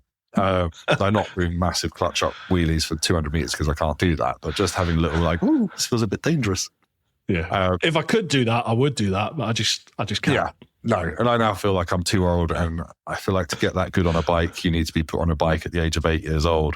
And doing motocross in your teenage years and being like all the proper bike journalists who have raced at the TT and everything else. And they're just you need to go to wheelie school because, I've been and I'm still shit at them. But there was a guy there who, like in the morning, couldn't wheelie, and by about his 5th run was popping the front up, and he is now a legend. Now he's doing like full runway lengths. He's done about 19 of these classes, but he'll do a full runway length on the back wheel.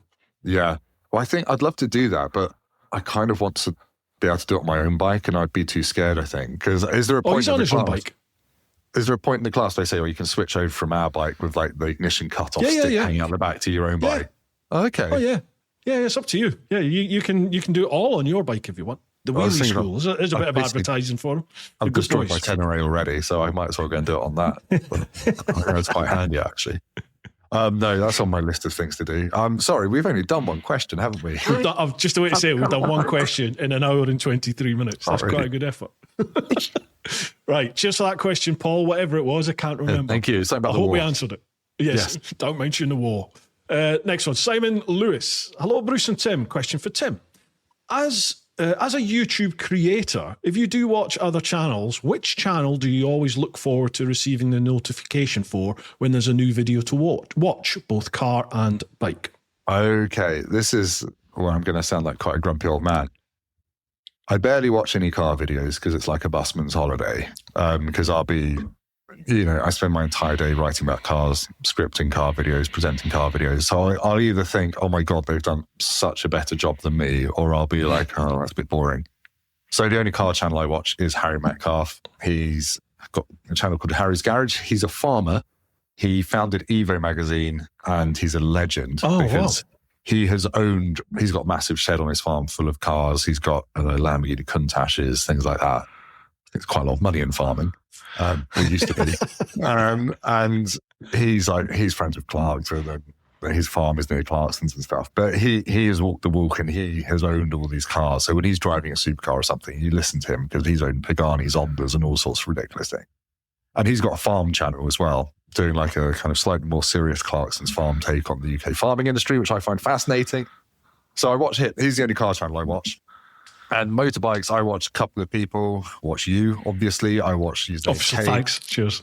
But really, for me, the one that is almost my go-to is 44 Teeth. Just purely because I grew up reading Fast Bikes, reading Alpha Egan, and then YouTube. I just grew up watching Bramble and Grumble. Yeah. So when they started a channel together, it was massively exciting. So they're always my go-to. They don't take themselves very seriously, and they're just doing something a bit different out there. So yeah, that's it really. But my YouTube, I spend a lot of time watching YouTube, like a lot of time. I don't really watch TV. But most of my time is spent watching photography stuff, gaming stuff, guitar stuff, mostly guitar stuff. There's a local guitar shop in Guildford called Andertons who've got 1 million subscribers on their YouTube channel. They are very entertaining. I can't play they guitar. genuinely have 1 million subscribers. Yep. Jesus. And it's the owner of the company, Lee Anderton, who presents it. Co-presents the videos. And it's like a family business they've had for 60 years or so. And that's where I bought that Strat from the other day. And it's like, if I buy a guitar from anywhere or any guitar stuff, I'm only going to go there. It's the power of YouTube marketing because I feel like I know them. But anyway, so yeah, I don't watch that much car and bike stuff really as a proportion of what I watch on YouTube. I watch lots of history documentaries and there's lots of great people out there doing, I'm a big sucker for like then and now, Second World War stuff. And yeah, it's a real mixed bag, but cars and bikes after a while is like, that's what I'm spending my evenings editing my own version of. So yeah, I'm the same. I'm the same. Yeah. Since I started doing this full time, I used to watch shit ton of YouTube all the time, and I was always watching all the different bike sort of channels out there just to see what people are doing, to be honest. And, it's just like, right, okay, what's going on? I just don't anymore. I got to admit, since we chatted and you were coming on here and I was watching your channel, I love that military side of stuff that you do because it's something different. It's incorporating bikes. Sadly, they're off-road and military. And I'm interested in the military sort of history side of stuff. So I really enjoy that. For me personally, I watch a lot of techie stuff, camera reviews, drones, all that. Editing, I really like my editing. So watching editing tutorial type vids. Again, just to see what's the current thing out in that niche, like what's the new thing that's coming, or how do you do certain techniques might be cropping up in a lot of vids. It's all right, okay, how have you done that then? And and now AI with the advent of AI now and that impact it's having on editing. It's like, okay, what's out there? What can we do with this? I am forever watching like camera lens reviews and camera reviews, and I kind of got that new DJI Neo 2 drone, the one where you don't need a controller and you just fly it out the palm of your hand. And I took that green laning, and it's astonishing. It just locks onto you and it will fly 3 meters in front of you or behind you, wherever you tell it to. You don't need a remote control. It records to internal storage and it will go through fairly small, it will try and avoid everything, but it can take hits from branches and stay in the air. Yeah. So I just put that down my local green lanes on my T7 and I'm like, this thing is amazing. And again, in a year's time, DJI will have a new version that will be even better, avoiding everything. So I was watching your drone how-to guide on Instagram the other day. And it is, like you say, it's like, well, that was 20 minutes of work for a 10-second shot. That's kind of what it is like, though, isn't it, with the drones? So I used to do these like minute-long drone montages with cinematic shit. You looked at the analytics and people just went skip straight through it. So it's get it down to 10 seconds and job done. When we started the Car Wow YouTube channel back in 2016, we invested loads in camera gear and making it really pretty, really kind of almost cinematic. And within about a year, it's just like, let's do it all on GoPros. No one cares. And it takes so much more editing time and you're filling up hard drives left, right and center. And that's why my YouTube video reviews are like, here's one shot on a tripod, jump cut. Here's another one, jump cut. Yeah. and there we go. It's all you need. It really, I think almost YouTube went through a state of like almost over the production values went ridiculous. You know, they were competing with what you get on Netflix and mainstream TV. And that wasn't why people were coming to YouTube. Right. You know, that is past now, thankfully. And I think people have seem to be going back to, you know, they come on YouTube because they want to see almost raw, real reviews of stuff and footage of stuff. They want to see what your experience is of that bike, that car, that product, whatever it is, new camera, drone, whatever it is.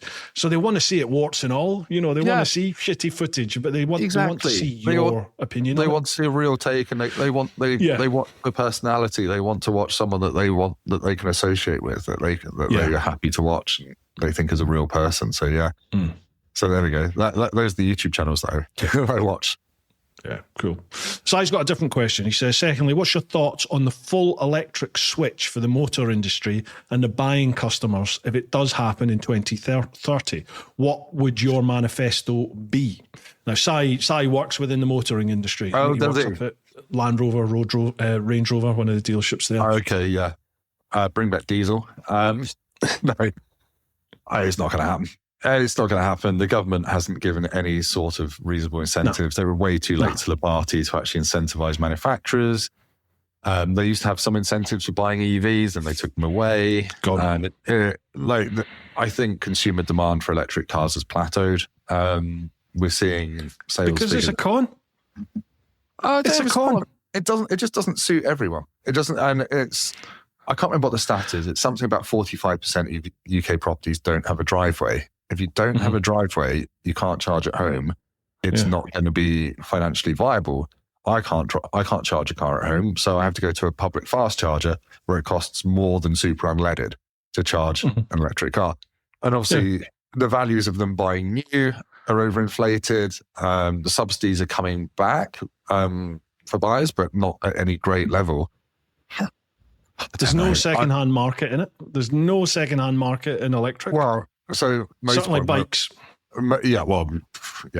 Bikes I don't think it's going to happen. Like, sure, in a city, like last mile commuting in China or something, great. Yeah. But over here, for pleasure, absolutely not going to happen. So my day job, Motorpoint, there's like 20 dealers around the country, 21, and we sell nearly new cars. So cars that are basically a couple of years old. Some are less than a year old. Some have got less than 1,000 miles on. And there are EVs that we've got in stock that are 3 months old with 1,000 miles on at 22 grand off their list price, like down from 50 grand to 30 grand. It's a combination of them being overpriced in the first place, but also just like the depreciation in the first year. They depreciate at a much, much, much greater rate than a petrol diesel car. Yes, after a year, they kind of get parity, but it's just insane. So lease them, which is what people are doing, but it's just doesn't work for everyone. It's a solution. I'm not anti-EV, but I'm also, I drive diesels as much as I can because I do big miles quite often. So yeah, and perversely, they seem to be better for the environment. Fossil fuel vehicles, that's my gripe with this whole EV cult. It feels like that is being rammed down everyone's throat. It's the green alternative. It's not. It's just not. It's worse for the fucking environment. The greenest people just seem to be swallowing it. Exactly. The greenest thing you can do is to keep the car that you've got because it's already been built. Those the infrastructure's already there for it. Yeah. Sure. I think we will live in a world where we've got lots of petrol hybrids. Fine. Don't have a problem with that. But then there's equally loads of people who are running around in petrol plug-in hybrids because there are company car tax breaks for that. And I can guarantee you most people are running those around with a flat battery, using that petrol engine to lug around a very heavy empty battery and knackering their MPG as a result. So it's just like, I think we'll be back in the land of combustion, and we'll be there for a while. EVs will work for some people. Look at, let's focus on the shipping and cargo industries first. Stop going on P&O cruises or whatever you're doing because that is killing more polar bears than the entire of the UK's cars combined. shipping stuff over from China in massive container ships. Like one trip of those will absolutely screw you compared to what millions and millions of cars are going to do. But yeah, I mean, it's fine. There are manufacturers out there who are trying to make EVs fun to drive, which has sort of worked to an extent on some of them. But reviewing them is quite hard work because lots of them feel the same. But also, let's not forget that in the past 10 years, petrol and diesel cars have also got increasingly boring as well. So going back to about motorbikes still getting more exciting, cars very much not. You get the latest Audi RS6, Bentley Continental, whatever. Yes, it might have a V8. Does it sound like it's got a V8 or not really? Because it's got so many converters in it and particulate filters that you'll be looking the classifieds for an older one from 10 years ago because it makes a better noise, and that's why you buy it, frankly. So no, I'm not anti-EV, but I don't see that the government or manufacturers really are in a place to give up. And certainly looking at Porsche, they're walking back on their EV plans because they've invested billions and billions of pounds in electric cars that the market is already plateauing for, frankly. So go and buy that V8 Cayenne that you've always wanted. That'd be my advice. There you go. You heard it here, folks. Yeah, I'm going to say, I just don't... Common sense suggests no, it can't happen. But then I'm very aware common sense doesn't seem to play much part in government legislation, especially this. Let's not get into politics. No.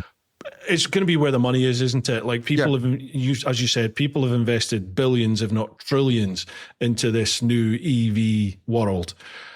But as you just said there, I think looking further ahead, they can see that there's no future in that. It's not going to be what perhaps they thought it was. Not yet. Maybe technology will develop. Who knows? Hydrogen might turn out. Who knows? But I can see them. I think things are going to focus more back onto traditional fossil fuel for a while. Anyway.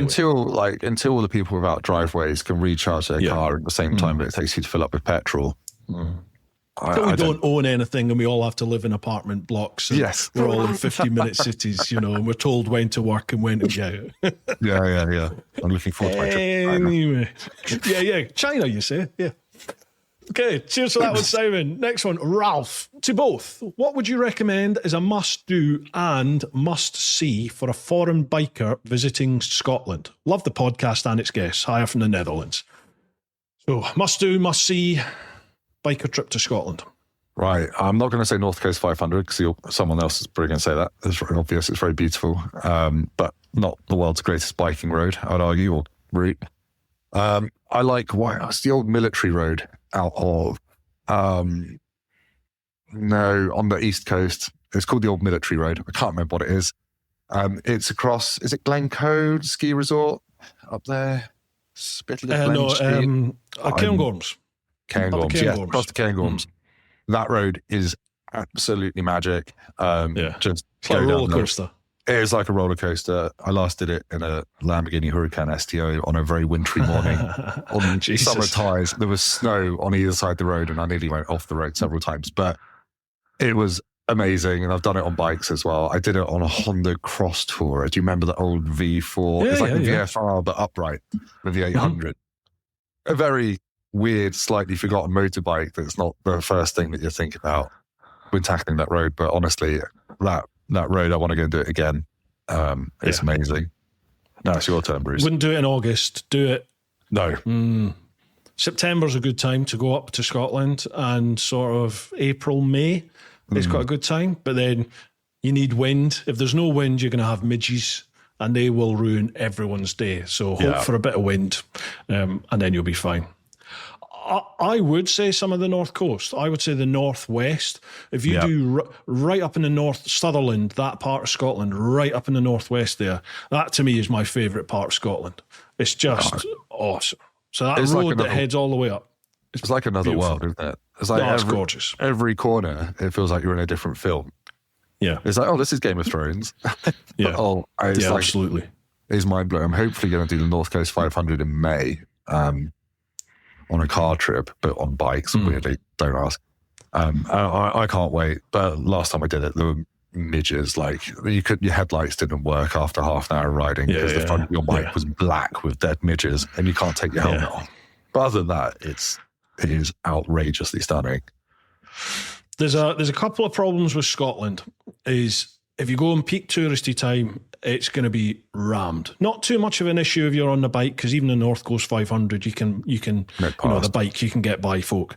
It comes to things like hotels, because the hotel prices are ridiculous in peak time. It's cheaper to go to Europe, including your ferries and everything like that. It's cheaper to do a week in Europe than it is in Scotland. We're not doing a Scotland tour this year just because it was our most expensive tour to run last year with the least profit. So it's like, well, why would we do this when we can go to Europe and make more money and charge less? So we'll do that. And the other thing is, I kind of got a little bit arsey with Scotland because they seem to have forgotten customer service. Oh, really? I think lockdown made people very lazy, and you turn up, and it was almost the first couple of years we started going back up after lockdown. It was like you were an inconvenience for the cafes and restaurants and hotels. It's like they didn't want your business. And I just started to get the arse because I'm like, you're paying 150, 200 quid a night in some of these hotels. And you're like, be nice. You know what I mean? At least be nice to us. Don't talk to us with a sneer. So I kind of got the arse with some places and just thought, fuck it, you're not having me money. I'll go somewhere else. I've only done North Coast 500 back in 2017, I think it was. But the reason I haven't gone back is by the time I've got to Inverness, I can get to the Black Forest. Me in the south of England is like I can get to France, I can get to Germany, maybe not the world's most exciting parts of those countries, but for me there's something interesting and exotic about having to speak a different language. I get you. Riding on the other side of the road, different language. You have been to Scotland, haven't you? Even I'm like, what did you say? Möchte ein Haggis bitte? So I don't know, I've just not gone back up there, but as I say, hopefully in May I'll be going back up there. Nice. Revisiting it, and hopefully not paying for it. As far as must do things, Ralph, blimey, go on, must do things in Scotland. Must do, God. Deep fried Mars bar, surely.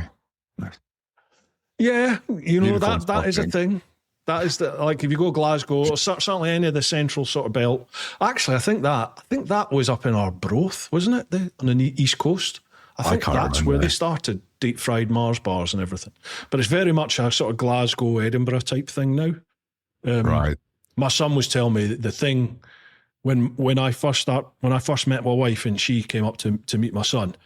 He was telling us, oh no, what we do at school now is Cadbury's cream eggs. So they were deep frying Cadbury's cream eggs. I was like, Jesus Christ. That's got to be like napalm in the middle. Like the logistics of eating a deep fried cream egg. If the middle gets hot, it'll just like dribble down your chin, taking all your skin off, wouldn't it? But it's like the outside is all crispy in the batter and the inside was just nice. So it wasn't like scalding hot. If it's temperate, it was nice. If it's temperate goo in the middle, then that's okay. I love talking to journalists. They have such a vocabulary. Temperate goo. I think I saw them at the Cambridge Quarry thing. Nice. So try that, Ralph. What else would you do? If you're going to Scotland, if you're going to go to Edinburgh, do Edinburgh Castle. That's worth seeing. Go. All the touristy stuff, I'm afraid. What's not generally touristy that you could do in Scotland? Jesus Christ. For me, it's just all about the scenery. Touristy. Yeah, that's it. It's like just enjoy the scenery. Highland cows, whiskey. A toaster caber. Expensive hotel room. Yeah, exactly. Yeah, use some moisture. Anyway, right. Enjoy your time, Ralph. Enjoy that. Next one, Patrick Collum. Morning or evening to you both, depending on time of recording. Morning, mate. Morning. Question for you both. As you have slight different takes, given your experience at Drive Tribe or Bruce's with Motorcycle TV, or Motorbike TV, that was a TV thing I did, what has been the one thing that has surprised you in terms of the way that vehicles are covered? For example, it's always shocked me around how there's motorcycle launch fever, and then how when I've come to see the said bike, I've often been underwhelmed. We talked about this earlier, didn't we? About this Yeah. People's reaction at launches compared to launch life. fever definitely seems to be more of a thing in the motorbike world than the car world. I think there's a few reasons for that. On a bike launch, you go out and ride together as a group with a lead rider, a tail rider, usually at a fairly illegal pace. And who doesn't like doing that? I mean, exactly. You're egging each other on. You're on usually pretty great roads. You're going to enjoy it, whatever bike you're on. And then, sometimes the context of having other bikes in your mind isn't always there. So things always seem worse when you ride in the UK, don't they? So potholes, traffic, shitty exactly. weather. And then I was getting hot around town, the clutch is grabby, blah, blah, blah. I didn't use the clutch for 3 hours in that press launch. So I think there's that to it. And in the car world, you're not doing that. On a car launch, you're going out in a car on your own. There's a set route, which I normally ignore. And you're just driving the car on your own. So you're just using it normally. So I think you get a slightly fairer representation of a car abroad compared to its UK launch. So I don't know. I'm surprised the difference is how they're covered. Yeah, everyone comes back from a bike launch with pretty much the same video because they're riding the same roads. They're doing the same thing. It's just a bit samey, really. And then obviously down to personal preferences and how the bike fits them, et cetera, et cetera. Whereas the car world, I kind of feel like it's much easier for me to drive a car anywhere in the world, and I can give you pretty much what I'm going to say about it at home, with the exception of advanced driver assistance systems not working on UK roads or whatever. So it's slightly easier, I think, to distinguish between them like that. But then there's the other side of things in that people, any sort of negative comments that I get on a bike review from people that watch the vids is you always seem to be like this is fantastic, this is amazing, this is great. And I know from chatting with lots of other bike YouTubers, Kate, Richie Vida, Lamb Chops, TMF, people like that, we all get the same sort of criticism from people. But the argument, what I was saying in return to that is there's not really any shit bikes out there anymore. If you're getting a new bike, they're all pretty damn good. It's like you have to be really nitpicky, nitpicky. And I try and same as you, I try and do my reviews as a biker, as someone that is just riding a bike. So I'm stuck in traffic here in the southeast. You're going through the town. What's the clutch like? Is it overheating? All that sort of stuff. Yeah. And when I'm out riding, I'm not riding like a fuckwit. I'm trying to stick relatively to the speed limits. But what's it like getting to the speed limits? And what's it like for overtaking? And, I like what 44 Teeth do, the double-decker thing. How much room's under the seat? What sort of luggage have we got? Stuff like that. You try and be realistic, don't you? But the bikes themselves are all pretty damn good these days. Yeah. Like no one really sells a pup. And like in the car world, it's kind of almost the same, but now they are slightly getting worse, so you can pick them apart a bit more. Why is that then? I don't know. It's just all the advanced driver assistance systems. It's the addition of hybrid batteries, making them heavier, making the suspension work harder, so the rider's worse. Interesting. Like getting the latest BMW M5, and it's 750 kilos heavier than the previous one because of the hybrid system and the battery, which means it's not actually faster than the previous one, blah, blah, blah, blah, blah. So you can nitpick on things like that. And bikes, some of the questions that I had were mostly, there were two questions saying, can you address the issue that people aren't making motorbikes for tall people anymore? And then the third question was, can you address the issue that they aren't making bikes for short people anymore? So it feels like there are, bike manufacturers, unsurprisingly, are having to make their bikes for this kind of like 90th percentile or whatever in the middle of people's height ranges. Yes, if you're 6'8", you're going to struggle on most things. Yeah. Yes, if you're 5'4", you're going to struggle on most things. But those are generally the criticisms I get of people saying, well, of course you're okay on it. You're 6'3". I'm like, well, I can't chop my legs off. Yeah. And like, friends with Carl Stevens from MCN, he's basically dwarven. I love him to bits. And he can ride the absolute arse off a Tenere 700 rally with like a 36-inch seat height because he's got the technique to do so. And then the other criticism that sometimes get leveled at me and was in the questions, like how bike journalists never talk about running costs. I look at cheap, this person was saying they look at cheap 1200 multistradas. I bang on about them whenever I go to the Superbike factory because I used to have a 1200 multistrada, loved it to bits, and it never really put a foot wrong.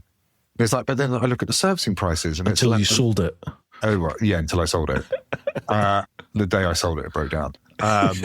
Genuinely did. And he's like, well, the service is 1,100 quid. I'm like, yes, but you probably know that if you're buying a Ducati, that, you know, it's going to have its belts, it's going to have its valves, and that's going to be a low four-figure service.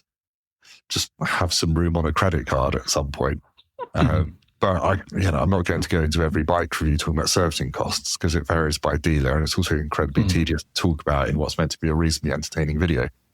So, and some people will do 1,000 miles a year. Other people will do 20, 30,000 miles a year. You know, it's just like, and you know, I get served a lot of American motorbike content on Reddit, and that's a different world. So, like, they care about modding, they care about looks, and they service everything themselves, even when it's brand new. Because they've got the facilities to do it. It's like, oh yeah, I just bought a new Panigale V4S. I've just done its first service in my garage. I was like, what about your warranty? Some of them will think nothing of 40, 50, 60,000 miles a year they're putting on their bikes. It's crazy. I've got a mate, he's got 250,000 miles on his bike. 250,000 miles on a motorcycle. You're exactly. Like, what the fuck? I was like, you know, I've done 2,500 miles in a year on my T7. Most of it is off-road. But that'll be a week's ride in America, entirely off-road as well, through some ridiculously harsh terrain. So it's like, wow, what am I going to talk about? I'll talk about what I can do and what my experience is. Yeah, absolutely. That's what I always say to people. It's just be you. Just be you. However you ride a bike, give your opinion on it, because there'll be people out there that ride the same sort of way, and that's what they'll have an affinity with, isn't it? Exactly. I'm not going to take every bike I review on a commute into London just to show you what it's like commuting to London. Someone else can do that because you'll probably get bike jacked. Yeah, exactly. Right. Cheers for that, Patrick. Next one, Tim Masters. Hi, Tim. A question from another Tim. I've only started following you recently and enjoy your content, but how do you think you stay distinctive and find an audience in an increasingly crowded market of car and bike personalities, many of whom have TV history, so are better known?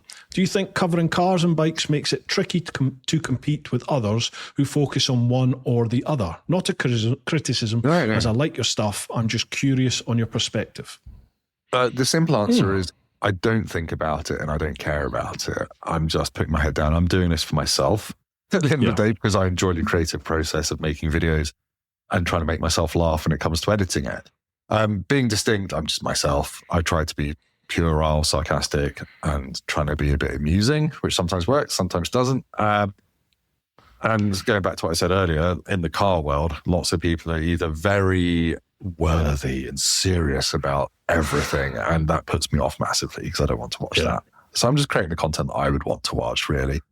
And like in the car world and in the bike world, I'm small fry, but I'm quite happy because I'm just chipping away and I'm going to keep doing this because I enjoy doing it. And maybe in 10 years it will pay all the bills. That'd be great, and I can quit my job and that can just be me into retirement doing YouTube videos, which I'd be happy to do. But at the end of the day, I don't really think about it. If I thought about it too much, I'd just get very depressed because, you know, I'm not going on every car launch. I'm not going on every bike launch. That's how you grow your channel, really, if you're doing bike reviews, by being first to the party. I just try to offer my opinion on what they like to ride in the UK, having lived with it for a couple of weeks. That's what I can do. That's what I will do. And I've always just, from the very outset of doing YouTube, I'm a very lazy person. I wanted to make my videos something that is repeatable and easy to do. I can go out and film an entire car review in an hour and a half, filming my B-roll, my pieces to camera, my walk around, and it will take me about 2 hours. And I can edit that. I can edit that in an hour and a half. Like I don't mess about. I see people on Instagram saying, "Oh my God," sorry, I'm going to call out username Kate here. She edits like a beast and spends a lot of time editing. I don't care. I put my head. I could literally edit a video. Days. Exactly. Editing. That's wasted time. It's like you can spend that time sleeping or playing computer games. So I'm going to wipe my nose. I don't see the added value in doing that. So I just smash it out, get the video out. If people watch it, great.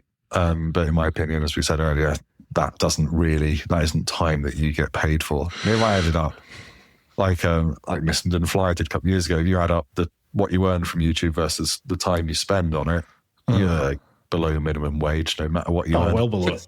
Yeah, well below it. So that's not why I do it. I do it because I enjoy it, and I do it because it kind of keeps me in the industry, and I just enjoy having a knowledge of current cars and motorbikes. And yet at the same time, I absolutely refuse to answer any members of family or friends who ask me what car they should buy, because I know they'll fucking ignore me. So it's something, at the end of the day, car reviews especially, people watch them to validate their purchase decision that they've already made. They already know they want to buy a Vauxhall Mocha. They just want to know that it's not an absolute dog. They're going to buy the car they like the look of. That's what it comes down to. Oh, I want a car. I think I want a Mercedes. Okay, well, you're going to buy a Mercedes, even if I tell you that Skoda Superb is a much better car. So, I just refuse to offer advice anymore. Actually, no. My brother took my buying advice the other day. I was heartened. He's always had like Fiesta STs. He's had the occasional Porsche Boxster, and his car, someone went to the back of him, wrote it off. And then I took him out in an 80 grand Porsche Boxster GTS 4 litre, amazing. And he's like, I want one. I don't know if I can justify spending 80 grand on a box. I'm like, probably not. And then he went and bought a Toyota GR Yaris, which is one of my favorite cars. It's a 4-wheel drive, hot hatch, 280 horsepower. It's an absolute hoot. And I'm like, you actually bought the right car. I always worry that people will go and buy went from a Porsche Boxer to a Toyota Yaris. Yeah, yes. But it's a very good Toyota Yaris. It's a 3-door body shell that was made for rally homologation. It's got a carbon fiber roof. It's got different differentials that make it skid sideways. Amazing. It's tiny. It's incredibly fast. And you'll see videos of people in France just going up like the Col de Glivier or something sideways using the handbrake, doing 4-wheel drifts out in the snow, living out their Colin McRae like hero era kind of thing. Yeah. So absolutely. And then you do then have to tell people that you drive a Toyota Yaris, and then and do the classic. Well, actually, it's a rally homologation version. By which point they've accidentally shot themselves. By which point they get the Porsche Boxster key out the car and out the pocket and get in the Porsche. Yeah, exactly. Drive on. Yeah. I'm. What you said there about like people have formed their opinions before they've watched the vid and they're going to go and buy that car anyway. I am always gobsmacked by the amount of people who go and buy a motorbike after watching one of our vids. They'll watch YouTube vids and then go and buy the bike based on that vid. I'm like, no, chuck your leg over the thing. At least, if you're going to go and spend 15 grand or 20 grand on a bloody motorbike, you can go and take it for a test ride. And if they won't give you a test ride, go somewhere else. Yeah. You know what I mean? But there's variance between the same motorbike as well. Like, that's not unheard of. It's absolutely. Like, the amount of times I've ridden, sorry, my friend at BMW is going to be quite angry that I'm saying this, but there's the amount of times that I've ridden 4-cylinder BMWs and I can't feel my hands after 5 minutes because of the handlebar vibrations. It was common in the early S1000. That's still a thing, like the S1000 XR. But then I'll ride one a year later and it's absolutely fine. But then a year later, I'll ride another one. And again, it's like, and the owner's like, why is everyone whinging about the vibrations? I haven't got any on mine. And then the next car will be like, I sold mine. I couldn't deal with the vibrations. So, I notice that a lot. BMWs really change. Yeah. They vary so much. I took out, my light went out there because I forgot to plug in the power cable. So I've just redone it. That's all right. I had one of the first 1300s in the UK.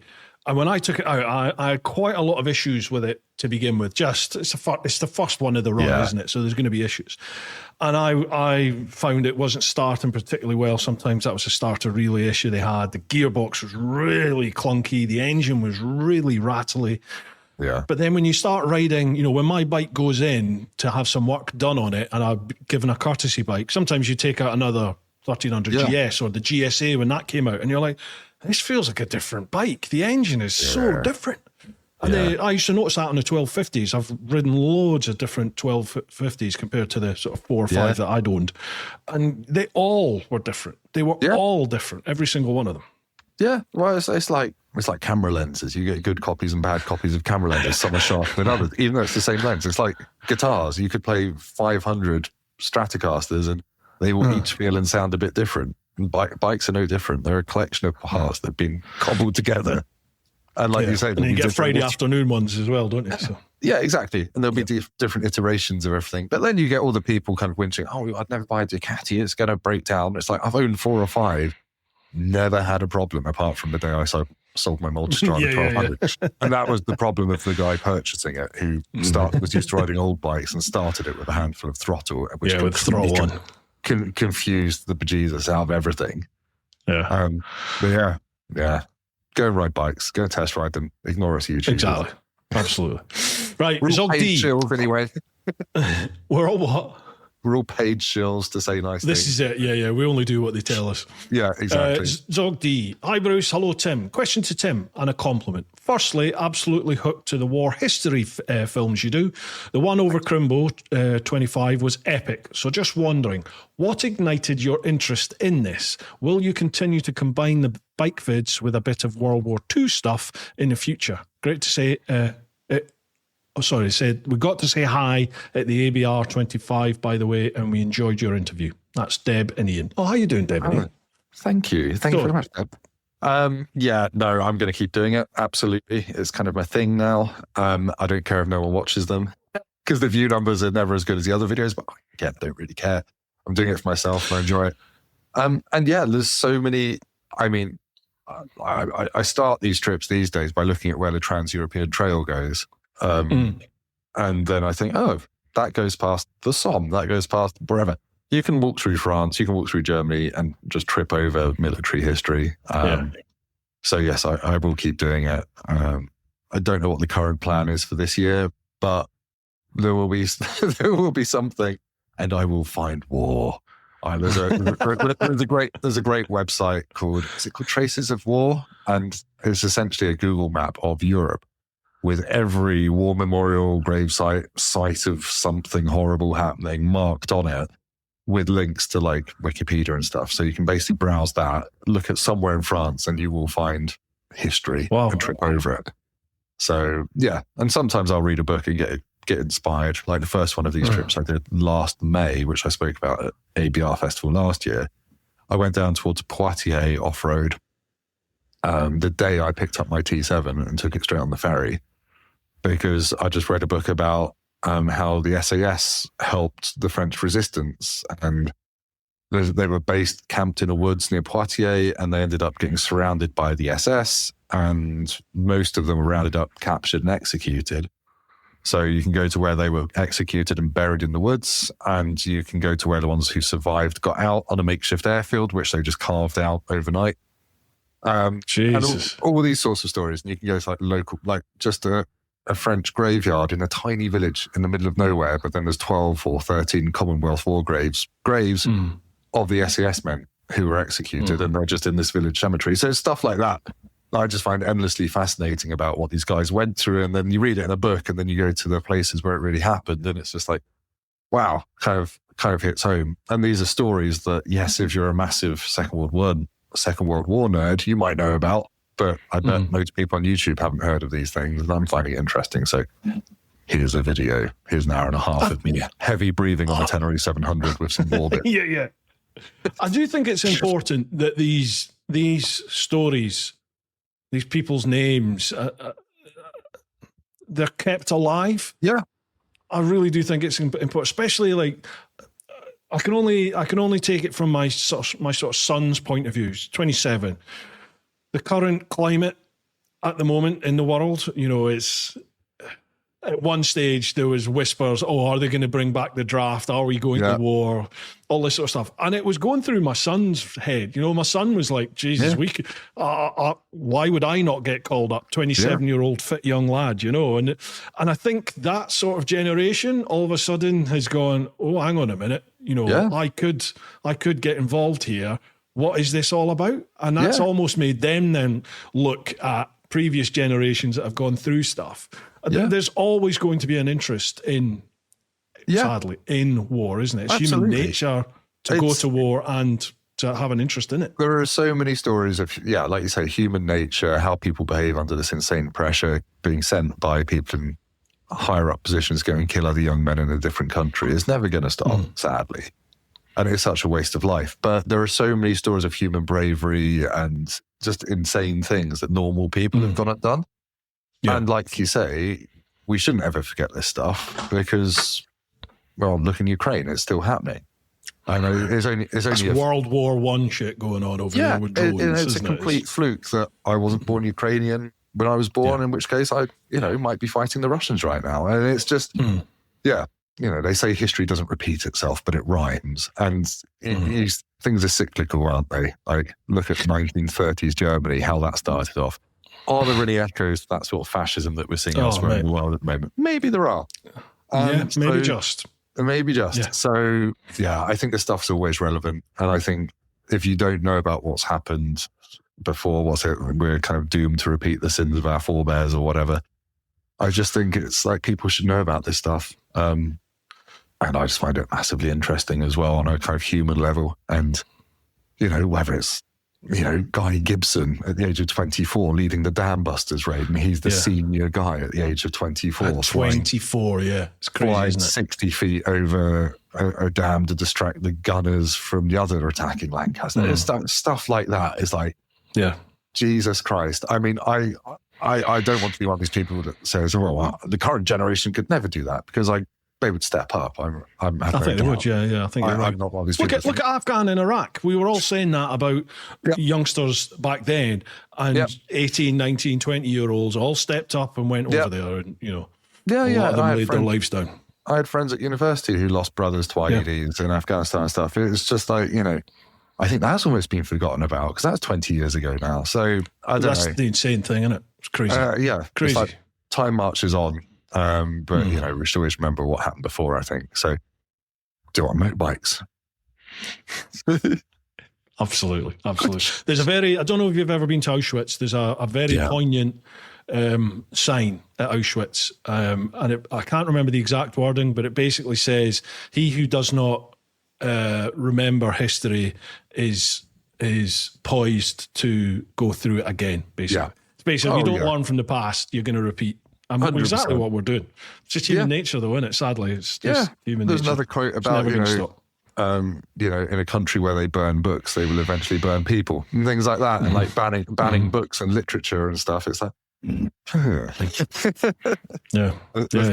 signs are all there, but and we can see it, but it still happens. It still happens. And it's interesting you speak about Auschwitz. I think the tour I did in 2023 on an M1000R, I ended up going to a concentration camp in the Vosges Mountains. And I text my friend at BMW. I'm like, I probably won't post this, but here's a photo of your bike from a concentration camp. Stop it. That didn't even register initially. Oh, no. Yeah. But like there, I brought you home.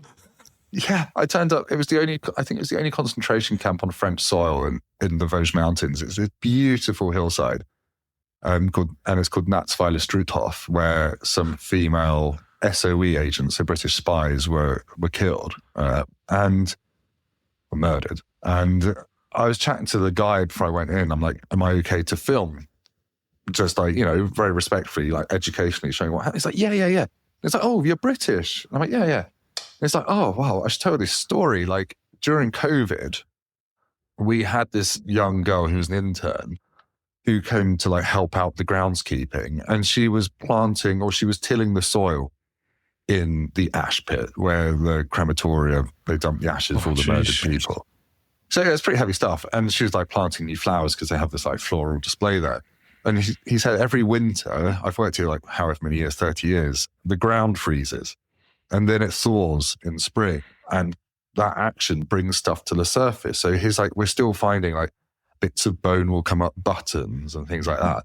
And this young girl, who was only like a secondary school girl, found a British dog tag that just came up in the ground. And it was, I think it was a Lancaster crewman or a Halifax or something, an RAF crewman, who towards the end of the war just got shot down over Germany. His crew bailed out, and no one ever really knew what happened to them. And basically what they found out is that the SS who were running the camp, they ended up retreating because the Allies were advancing, and they didn't really do a good job of hiding what they'd been doing at the camp, and they didn't burn bodies properly. And now they knew that this guy had been taken with his bomber crew to this concentration camp and executed. They were just RAF people doing their job. Obviously, at that stage of the war, you get shot down and captured. There's a fair chance it wouldn't end well for you. And they then found this guy's family during COVID, who had no idea what happened to him, found his existing family. And then after COVID, they went over there and had a proper like ceremony for it. So there's still stuff like history is always changing and stuff is still turning up. So that's another reason why I find it fascinating, because there's always new angles on things. And yeah, and then I had to segue from doing this walk around of a concentration camp to disappearing on an M1000R on the back wheel, which is always a hard segue to get right. But what I was, I was walking around the crematorium, like talking very quietly into a microphone, and there was a big school group, French school group there, like chatting away. And this American woman came up to me in the crematoria against the background noise of this school trip. She's like, "Are you filming? I find that very disrespectful." And I'm like, "Okay, I'm sorry you feel that way, but I don't. I'm not really, I'm not really chatting loudly or anything. I'm just showing people." She's like, "No, I find it very disrespectful. I find it disgusting what you're doing." I'm okay, like, you find it disgusting. Never mind. That's interesting. I'm like, "I'm sorry you feel that way." And she's like, "You're making a video for YouTube?" I'm like, "Yeah." I was like, "What kind of video?" I'm like, "Well, like an educational video about this place." She's like, "Oh, I suppose if it's education, that's all right." And then she dropped it, and I'm like, "Oh my God, they're everywhere." It's the whole problem, isn't it? Everyone's entitled to opinion, but just no. No, 100%. 100%. And I really intensely disliked confrontation and conflicts. That raised my hackles a bit. But But anyway, I quite like it, to be honest. I don't deal very well with it. Yes, sorry. Yeah. Great bike. Yeah. My tolerance levels seem to have disappeared now. Like 20 years in the old bill, I'm just not tolerant anymore. Yeah. You're a dick. Shut up. That's my job done. Right, next one. This is last one from the clan. This is Andy. Evening, gents. Just a couple of questions, if I may. Tim, with your experience on Drive Tribe and your own channel, how have you had to adapt to the change?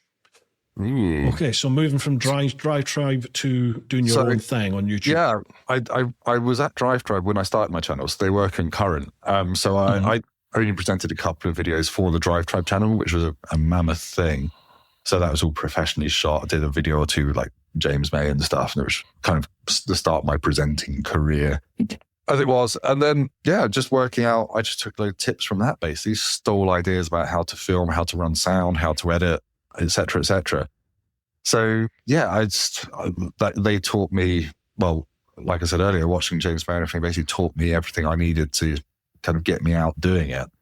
And then it was just a case of really refining my videos, my car review videos, to be quicker to shoot, easier to edit, and also showing the stuff that actually matters and not wanging on for hours about, this is how the car looks. Because you'll see journalists do this. They're like, here's a 5-minute segment of the video about the looks of the car.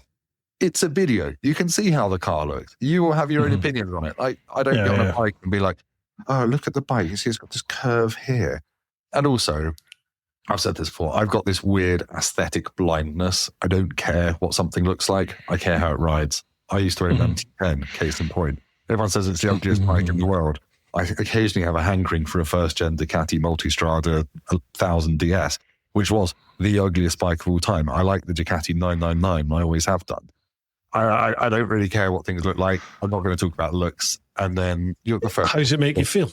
Yeah. Yeah, exactly. How does it make you feel? It's a motorbike. It's meant to make you happy. There's a lot of this on the American Reddit as well. It's like, I'm never going to buy that bike. I really love the way it rode, but I just look at it. I'm like, give a shit. Like, you don't have to own it forever. It's not, it's not necessarily an extension of your personality or your taste and everything. You like the way it rides. I really want a Ducati Diavel V4. I don't really like the way the exhaust looks. I'm not going to be losing sleep over that if I bought one, because it's just a hilarious bike. You own a GS. Well, I do, Reddit. You talked about Reddit. You've mentioned Reddit a few times. I don't know how you. I just can't. I can't exist on Reddit. I was on there when I first started the channel, or trying to get the channel up and running after the world trip. Yeah. Yes, I have.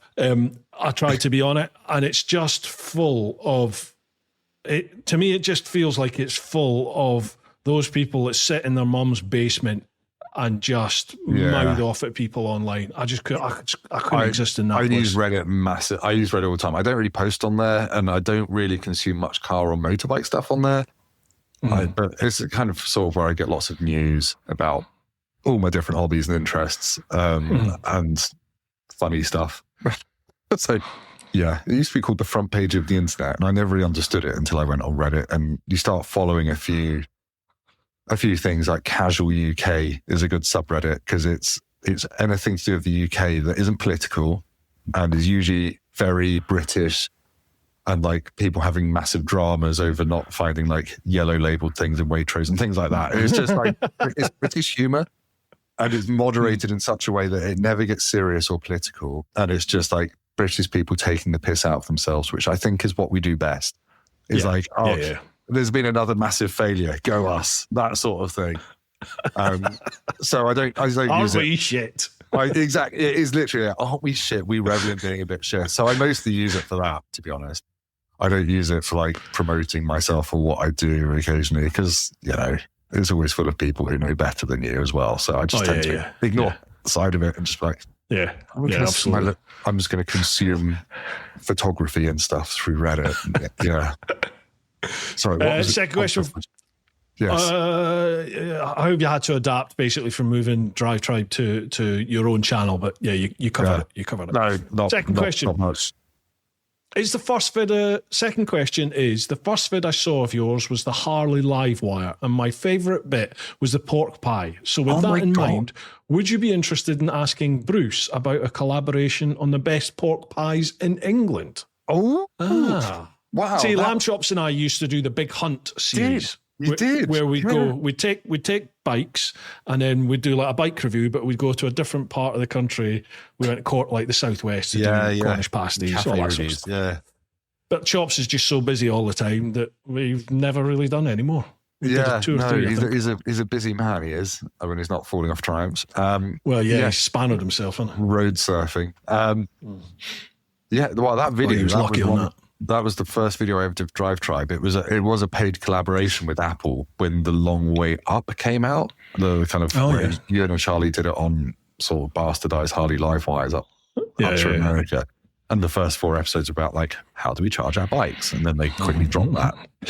So I borrowed live wire from Harley, and I just want to see how far you could get from the south to the north of England in a day. But basically I thought that's boring. So along the way I want to eat some food. So I stopped at Melton Mowbray to eat pork pie in the high street, Bakewell, and a couple of other places. And I like pork pies, but I have to eat them with salad cream. It's just a thing. I love a pork pie which is salad cream, but I'm not alone. James May does this, and another guy who I'm friends with, I was talking to him about this the other day. He used to be the head of Team GB's strength for the rowing team. So he's like proper like nutritionist, strength, muscles, and he's like, pork pies with salad cream, definitely. But the thing is, I think of a pork pie, the more serious a pork pie gets, the more authentic a pork pie gets, the worse it gets, because you end up with all like more and more of that weird jelly stuff around it, which is frankly revolting. It's like I'm not averse to picking the pork out, peeling away the jelly, and putting the pork back in. I know you have to have that to make them.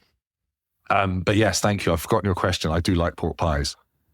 A collaboration on best pork pies in England. Yes. Again, this is. Do I look like I'm adverse to a pork pie, Andy? Maybe not, if you don't mind me saying so. But I also, this is the other thing. I don't want to sound like, I'm so busy. I just don't have any free time. I don't ride at weekends because weekends are kind of sacred. Oh yeah, family time, and I that's not just me saying, I wish I was out on my bike. I love hanging out with my girls.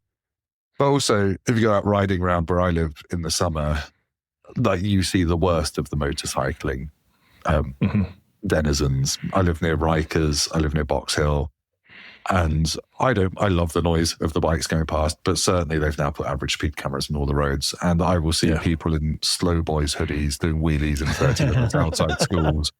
That is, for me, I'm not part of that world of motorbiking, and I don't want to be, and I find that is probably who gives us all a bad name. So I tend to go out during the week and lunch hours and things like that. So when people say, do you want to come do this, come ride with me? I can't really. And then my evenings are spent editing, filming, parenting, doing a day job. So the older I've got, the more I've realized actually I don't necessarily want loads more money in my life. I just want loads more time to do things. And that's the classic cliche, isn't it? That's the one thing that you can't get back, that you can't buy more of, and that you always want more of is time. If I had all the time in the world, I would be disappearing off around the world, doing a round the world trip, which I'd love to do. But then you'll still run out of time because you fill the time that you've got with what you can do. Exactly. So you will always be short of time until you've run out of the other things that you want to do. Yeah, and you just have to be very selective with what you do with your time. It's like I will have people email me and say, do you want to come and ride this electric motorbike, whatever? I'm like, not really. I'd rather use that time to do something else. Not that I don't like the electric motorbike or whatever, but it's not my jam. And people will say like, oh, you've not had any Suzukis on your channel for years. I'm like, that's because I have to go and fetch them from Milton Keynes, and that's a fag. And I can't find the time to go and do that. So whatevs. You might not see a 800cc parallel twin thing Suzuki have brought out this month. I would love to review every motorbike under the sun, but I don't have time. And essentially my editorial policy, if we're being all journalistic about it, is I do the stuff I like. I ride the bike. I ride the bikes I would think of buying and that I think I will like, which, isn't very MCN, where I will review everything, including every 300cc scooter under the sun. I've only just reviewed my first sub 400cc bike on the channel because I'll be honest, small capacity bikes don't really tickle my pickle. I like slightly sillier things that I might buy, but it is eye-opening. I was like that until I was contacted by Sinus about 6-7 years ago. P5. Yeah, when they first came into the UK and they approached, and I was like, 125. I was like, I'm 20, almost 21 stone. What are you talking about? Yeah. And I took one out. I had a fucking hoot. Yeah. And I love riding 125s. Yeah, and it's like, I've got something lined up actually, hopefully for soon. And I'm really looking forward to it. Yeah, really I had a couple of Sinuses. Like, Sinus have gone from the UK market now, I think. Yeah. They were down in Brighton, and I had a couple of their 125s, their adventure bike, and also one of their kind of more knobbly enduro type bikes. And it just got me out into the green lanes that I'd be way too scared to take anything bigger on. And it was so much fun. And I remember their PR lady was called Kelly Wong. And she just would email you say, do you want some bikes? And I look at her now and she's just an insanely successful TikTok influencer. Yeah, she left that and moved into that world, and she was doing like travel and food and all that sort of stuff. Sorts. Yeah. And again, this kind of goes back to what I was telling all these young kids at my old school. It's like, I know people that are making an absolute killing on TikTok. So it might not last forever, but if you want to have a job that you enjoy, don't dismiss that. Yes, and don't move into the bike world if you want to make money, because I do not understand how everyone tells me, oh, you're on YouTube, you must be minted. I'm like, no. On a good month, I might make 600-700 quid. It's like I make fucking nothing on YouTube. Yep. It's everything else where I make my money. But YouTube, I'm like, how are all these influencers making money? I don't understand. No, like TikTok, I think the money... It's all brand deals. It's all brand deals, all sponsorships. And then, I've got a car channel and a bike channel, and they essentially hedge against each other. During winter, the bike channel dies on its ass for obvious reasons. And then in the summer, the car channel gets a bit quiet. So they're always kind of balancing out against each other in terms of views and revenue and all the rest of it. But yeah, I mean, you need to go take a load of money from a bike manufacturer or something to review their bike. I might move into a different niche. That's it. Last one from Andy. Finally, one for Bruce. If you were about to start your first tour in the Southern Hemisphere, what advice would you give to get over jet lag? Andy's coming. We're going to Australia in a couple of weeks. Oh, amazing. The first sort of international chicken strips tour. So Andy's coming on that one. Yeah, jet lag. I'm not even worrying about the jet lag until if it happens. I don't think it will happen going. I think it's coming back. It's coming back. Because I'll just sleep on the plane and then just stay awake for as long as possible to get back onto a normal routine, I think. Yeah. Just get pissed first night. Job done. You're going to do loads of like serious off-roading, Adam Riemann style across the centre of Australia. No, our chicken strip tours are all tarmac. It's all road riding. So it's just road riding through sort of southern. Can you imagine the logistical and insurance nightmare of leading off-road tours? I know people do it, but I always just think, like, the potential for calamity, broken bones, litigation, and all the rest of it is just so ginormous that it's surely not worth doing. There's no legislation around motorcycle tours anyway. Certainly, like UK-based ones. We've got public liability insurance, but I mean that's in case the worst happens. But generally, that's not our responsibility. But it's a very weird field, or grey field. Tours, because you're an organised ride, and certain parts of, I think. I don't think it's in law in the UK, but it's almost implied that if a group is out riding, whoever organised that ride and is leading that ride has a responsibility. Right. But how much can you be held liable for other people's actions? No, exactly. For us, we have our terms and conditions, our booking form, and we'll do a safety briefing at the start of the tour to say, don't ride like a dick. It's down to you. We all want to get home. Sadly, we've had an issue in the past where someone lost their life. So it's like, right, we don't want to repeat that. We all want to get to the bar every night, and we all want to get home at the end of the tour. So don't ride like a dick. If you do, you're out. Yeah. What more can we do? You can't. That's it. Like, they're grown-ups. They've got to be responsible for themselves. And, hopefully and if you crash, insured. It's down to you. It's down to your insurance. So, you know what I mean? Exactly. Like, it's a difficult one. It's a real difficult one. That. Yeah. Do you find that with your chicken strips business that has taken any joy out of touring, or is it just giving you more excuses to go and do the thing you love? I still really enjoy. I love being away on a bike. I love going away. Like we only go to the best roads that are available wherever it is that we're going. So you're riding the best riding roads that you can do there, and some of the best riding roads in the world in places. And then now, after doing this for quite a few years, we have a lot of repeat customers. So a lot of the time, these people become friends. So I'm still out riding with my mates a lot of the time.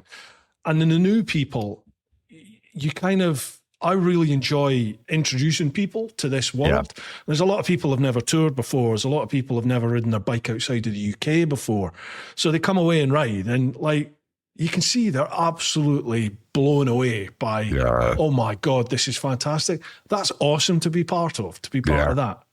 Yeah, I do miss riding myself. I haven't ridden myself in a long, long time. Nor have I. And I miss that. I've not ridden without a camera rolling for 5 years. Yeah. And occasionally I will find myself riding where I'm not recording for a bit. And I'm like, I'm going to ride how I used to ride. And I'm like, how do I get away with that? Because it's like, I can't get above 60. And it's just like, without fear of the YouTube police gods coming down on me. So I find myself riding very differently these days to how I used to ride, which has probably been good for my longevity, to be honest. Yeah, definitely. Definitely. But everyone, I always say there are so many different flavors of motorbiking, whether it's on-road, off-road, trials riding, enduro, track riding. They're all amazing flavors of the same thing. But the one that I just love is touring. Like when I grew up touring on my Daytona 675 with a tent on the back and all this kind of stuff. There's just something magic about exploring like Europe or wherever and being able to park up in the city on the pavement, wherever, not fussing about it. Smelling everywhere you're riding, stopping off wherever. It's just, I couldn't imagine doing it in a car. I've got friends who go around Europe in like very high-end like Porsche kind of GT4 RSs and stuff like that. And I'm like, that's cool, but you're still going to be stuck behind a caravan that you can't see past. You're still going to be like limited by visibility. You're still not going to be leaning over into corners. And I don't know. There's something really magical about getting to the top of an Alp, looking at your bike and thinking, that was outside my house 2 days ago, and I've got it here myself.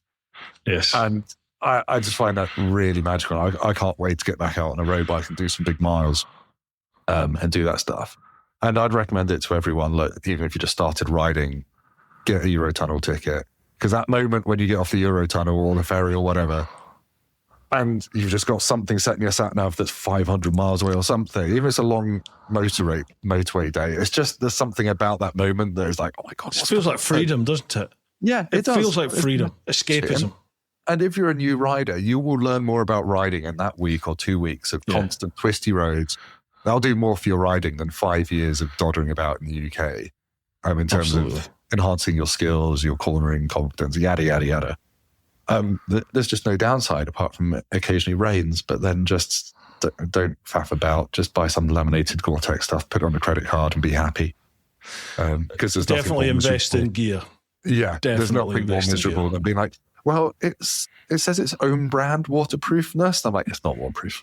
Like, you'll find out when you're riding near Munich for 8 hours in the pissing rain that something, unless it says Gore-Tex, it really isn't waterproof. And even then, sometimes it's not. Yeah, absolutely. Buy the best kit you possibly can, for sure. Require. Well, once you've realised that and you've invested in kit and you've got kit that actually does the job, and you can be out riding all day in torrential rain and it does the job, you're like, fucking hell, why didn't I do this years ago? And riding in the rain is still a fun ride. You can still have fun on a twisty road in the rain. You're not going as fast. Yes, you're looking out for manhole covers with an eagle eye, but it's like you will still get to the end of it and be like, that was still fun. Actually, when you're sitting in your house and it's raining outside, you're probably not going to go for a ride. But if you did, you'll probably still have fun. You can still have a giggle. You're still out on your bike, aren't you? Right, that's all the Patreon questions. I think there's 2, maybe 3 left across Facebook and Instagram. Have you got time for them? I do. I'm just going to mute my microphone so I can blow my nose. I've suddenly come down with the mother of all colds this morning. Don't have children. Stand by. Don't have children. Too late for me, mate. I think I'm waiting to become a granddad. Oh, God, that's terrifying thought. But then that's the fun bit where you can just give the baby back after an hour. Like, well, you can deal with we'll see. We'll see what happens. And you get the appreciation. He's not there yet, but yeah. Right, okay. We'll move across to Facebook now. So first question here is from Paul Simpson. Question: pies or cake on a ride out? Asking for group. Asking for a group, the North of England Adventure Bike Riders. Right, and that's to both of us. So Paul is from this group, North of England Adventure Bike Riders. Pies or cake on a ride out? Oh, cake. Yeah, I'm a cake man. Yeah, I'm a cake man. I have a slightly autistic obsession with many varied hobbies, which all cost lots of money: guitars, photography, computer games, motorbikes, cars, and also baking. So I love baking. Really? Yeah, I do all the cooking. Do you have a baking channel, Tim? I don't. I've thought about it. No, I love food. Like I'm not a food snob. I like McDonald's. I like KFC. I like Michelin star stuff. I like food too much. But no, I do all the cooking in my house pretty much, and I love baking as well. So there we go. I once managed to get a tweet from Paul Hollywood about 10 years ago because I made iced finger buns like the ones you used to get in the school canteen from his recipe, and I tweeted at him saying, "Look, I made these from your recipe. P.S. Can I have a go on your Kawasaki H2R?" And he replied, "I was going to say he's a biker." Yeah, and he replied with, "Nice job," and no. But yes, I seem to remember there's a photo of Mary Berry sitting on his 1299 Panigale or something out there on the internet. She's a game girl, isn't she, Mary Berry? I think she is. Nice one. No, cake all the way. I do like a pie, but I've got such a sweet tooth. That's my downfall. I go to the gym 3 days a week.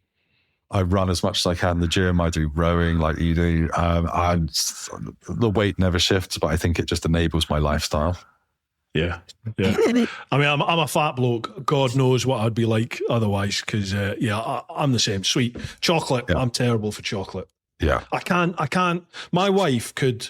Like, say if we bought a Toblerone, you buy those when you get to the airport. Right? You always end up buying 3, don't you? Because yeah. Oh yeah, she'll eat and she can have like one segment an evening. No, I'll demolish the whole lot. And I'll end up with like a pile of foil on the floor around my chair. Yeah. Like peeling the foil off it. Yeah, no, it's an interesting one, isn't it? It's like certainly when I got into like off-roading last year, which was like a big shift in my riding at the start of last year, I spent last winter deciding that I wanted to try doing green laning and off-road touring. I just got obsessed with Adam Riemann. As I think everyone at ABR Festival will know, I did a really bad Adam Riemann impression, and then I did it to his face, ABR, which wasn't possibly my finest hour. I didn't do ABR. It's just like a lazy Australian accent where you say weird things like, "You've got to let the big girl eat." which means you've got to accelerate. And things like that. And his videos are legendary. He takes himself very seriously, and it's very entertaining as a British person watching that. But he just does these epic adventures, and he can ride and properly ride. And he's just done a series he bought an old 1150 GSA, and he's just taking big bikes off road with mad skills. He's a great cinematographer. He's a filmmaker. He's kind of comes from a filmmaking background. And I just got watched all his videos, and that's like, yeah, okay, I kind of want to do some off. I actually get half decent off road and buy an off road bike, and that's what got me into it last year. And then what happened? It was October 24. I got an email from ABR Festival. I'd never been, and they emailed me saying, "Oh, do you want to come and speak at ABR Festival next year?" I'm like, "I've got an MT10. I've never ridden off road really in my life." Okay, so I said yes, and then over Christmas panicked, and then went down this adventure bike in Wormhole. I'm like, oh God, let's do this. Let's sell the road bike and buy something, put knobblies on and do some off-road tours and stuff. And then it turns out it's like starting riding from scratch again, but it's got all the rewards and the risk of doing that. So it's like, I don't actually know how to turn a corner very well off-road, and I still don't. But it's like, I'll have fun trying, and then going down these green lanes in the middle of France and through rivers and stuff and falling off, and it's epic. But my point to that was getting fit, as well, slightly fitter, has made a big difference in how much I enjoy that, because previously within 5 minutes of riding off-road, even down a straight trail, I'd be so tense. I'd just like...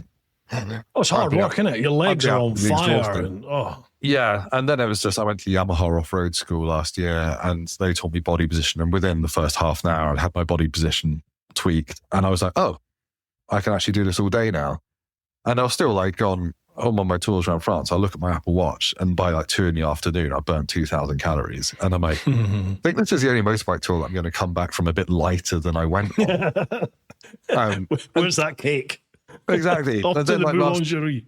last summer, Adam Riemann put out a video saying that, you know, if you don't work on your fitness, and if you're not lithe and skinny, you basically might as well not bother. And I thought it was quite gatekeepy and negative.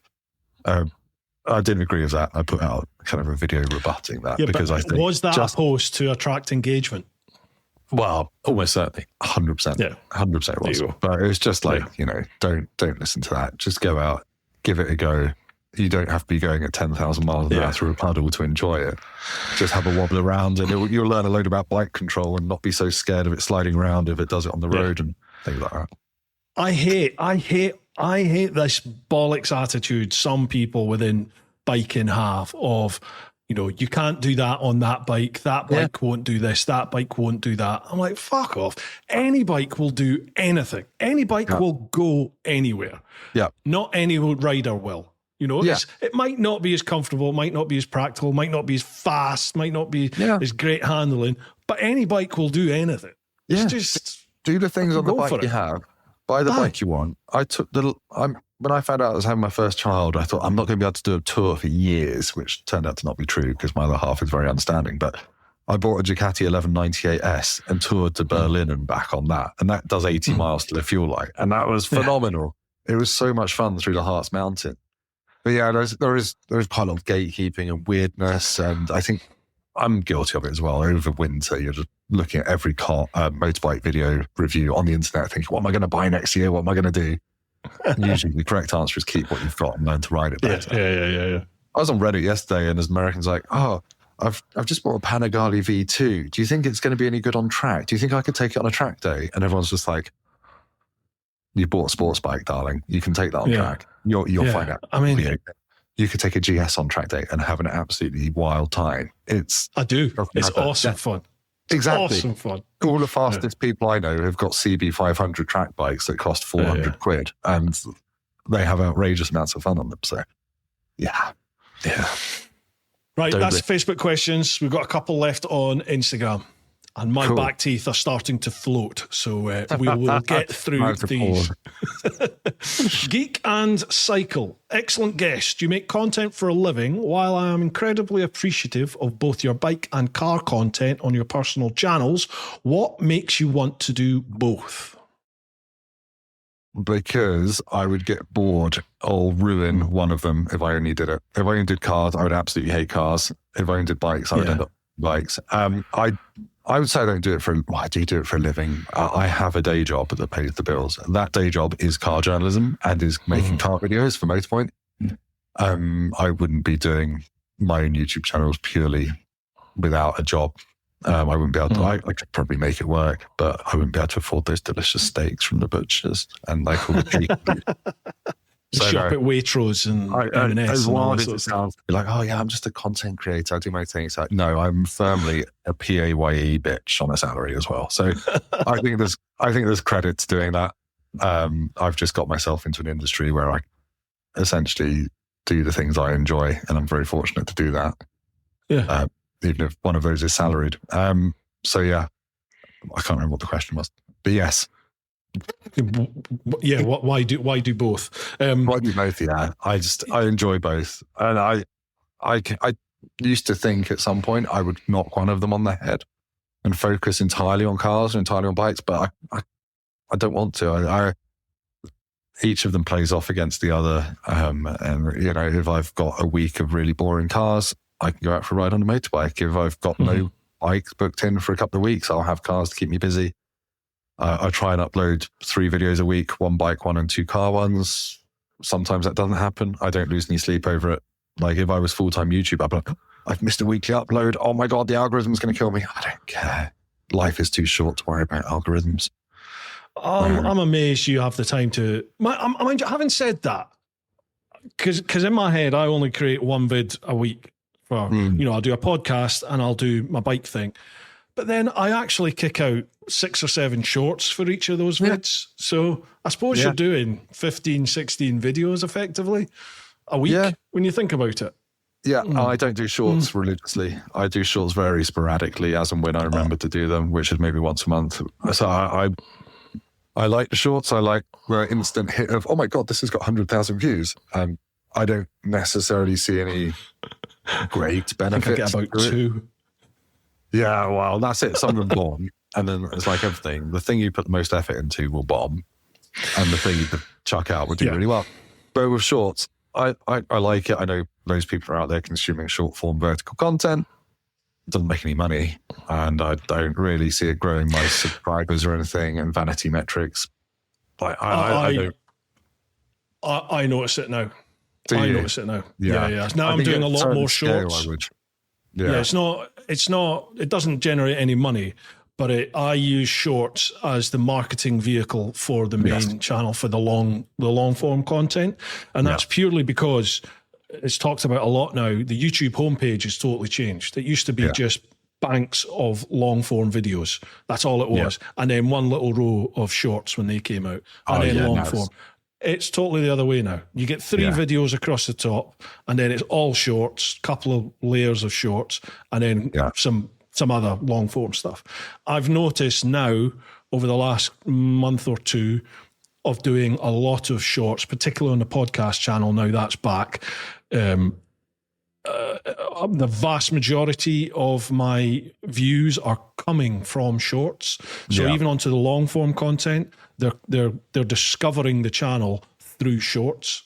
Yeah. So what you want me to do now is say some really short, snippety, outrageous things to use in the shorts. Like, oh my God, when he came out of the bush with a pigeon hanging out of his ass and his Ducati was on fire upside down. He hit a Ferrari and then the Pope came around the corner with an Uzi and mowed the whole lot down. And that was my That'll do it. Adventure. There we go. There you go. Have that one. Check out the long form vid. Hashtag subscribe. Yeah. Like, comment, subscribe. Yeah, that's the one. Right, last question, mate. Last question, because I'm going to wet myself. Real Schwerte. Evening, gents. Question for both. Do you ever feel the need to follow a trend in making YouTube videos? It used to be that a video can be as long as necessary. Then videos couldn't be more than 5 minutes. Now it's maybe 15 minutes or shorts. How do you decide which trend to follow, or do you just do your own thing? And the videos are always the length you feel like they need to be. Yeah. Well, good question. The latter. As I've said several times, I don't really play the YouTube game very well, which is why my channel's pretty quite small. But I've never tried to do long videos because I come from a background in journalism where you have to respect the audience's time. And I feel like there are people out there putting out videos that could literally be half the length with less waffle, less self-indulgent nattering, and like I subscribe to the kind of the belief that shorter is usually better, being as concise as possible. So yeah, I try to do my videos as short as I can, cut out any bits that I might find funny, but the audience might not. And I don't follow any YouTube trends. As you said, as I've just said, I don't really do shorts. I should be doing shorts. I've never chased length, view time, watch time, any of that stuff. I just don't care enough. I probably should, but I'm not taking this seriously. Obviously, life is too short to take everything seriously. But if you're trying to appease the YouTube gods to make a living, then yeah, all power to you. Like, hunt that algorithm down. But I'm too old and boring to do that, frankly. And it changes all the time. Yeah. Like I don't do the trend thing. I don't do bike launches and all that malarkey. Yeah. But I have experimented with slightly different editing styles, certainly length of vid as well. I kind of, because mine were getting really quite long, over half hour sometimes, most vids. So I tried to bring that down to say 20, 25, and then try and get it sub 20, 15 minutes, a couple sub 15, just to see. And although I think the shorter videos tend to appeal to new visitors more, your core audience, like, all I get if I ever do a short vid is people going, oh, it was good, but I want more, I could watch 2 of them because they're used to the longer content. Yeah. And I very much, I think I'm just coming back to, fuck it, I always make what I want to make anyway, and I'm just going to, the video will be as long as I think it needs to be to tell the story I want to tell. Yeah. So the only thing I did try is over Christmas with my kind of First World War off-road video through the Somme. I did actually ask, like, should I do this episodically, like a couple of half-hour episodes, or should I just try putting it out as one? And most people in the comments like, try putting it out as one. I'm like, sod it, I'm not precious about this. So I put it out as one, an hour and 3/4 of heavy breathing. And to be fair, I was doing it over Christmas, so I thought people can dip in and out of this, and they did. It didn't do like amazing view numbers, but watch time was good. And I quite like that I've got this like feature length thing, but I think the next one I will do episodically, just so people have got like a weekly thing to look forward to and come back for. But as you just, everyone's winging it. That's what I said, actually. Maybe that's a good point to end on. Like, philosophically, when I was talking to these kids at my secondary school, I was saying every adult you see in life, no matter what position they're in, whether they're the CEO, whether they're a manager, whether they're working a garden center, everyone is winging it. Absolutely everyone is winging it. I've met some incredibly senior businessmen, some incredibly successful people, politicians in the military, whatever. Everyone has got this mask on of an adult, and they are winging it based on their experience, and you get better at winging it as you get more experience, but no one really knows what they're doing. Everyone's kind of chancing it and seeing what works, and that is life. Don't look at these people and be intimidated and think, oh my God, what special thing have they got? No, they're just winging it. You can wing it as well. And I think that's how lots of successful people end up in the jobs they're doing, because they've just blagged it. I faked it till they made it. So it wasn't very profound. Clip it. That's a clip. Top man. Never a truer word said. Dude, that is all the questions, and it's almost a 3-hour. It is. I've got 2 hours to go and film a car review before I have to pick my kids up, which is more than enough time. Right? No. It's all right. No. As I said, I can do it in an hour and a quarter or an hour and a half. That's fine. What about the car review? Hey! Is there anything else you'd like to cover before we terminate? I don't think so. I'm duty bound to say I'm going to be at ABR Festival again this year, giving a talk about probably the war. Can't get rid of me. I'm going to be hosting... During the war? Don't mention the war. Anyone here from Germany? No, and I'm going to be hosting a couple of talks there as well. And I went last year for the first time. And even if you're not a massive adventure bike nerd, just go, because it's great food, great people, and just a really great vibe. And I didn't think it'd be my bag at all. And it turns out, everyone there is lovely. Like, as I said earlier, I don't really hang around with the biker cafe, tattooed faces, one-piece leathers crowd. But at ABR Festival, it was my kind of people. Probably it's just a bike festival. It's not an off-road like trail riding thing. It's not that. It's just a bike really festival. Nice vibe, summer social vibe. So that's all I'd say. Best one in the UK by far. Yeah, well, that I've been to anyway. Yeah. So and like, comment, subscribe, and all that nonsense. Where do people go if they want to find out more about your channels? Tim Rodie Rides Motorbikes on YouTube, or Tim Rodie Drive Stuff if you're into cars, and then just at Tim Rodie on Instagram and TikTok. I've given up Twitter because, you know why. Links down below. Cool. Thank you for having me.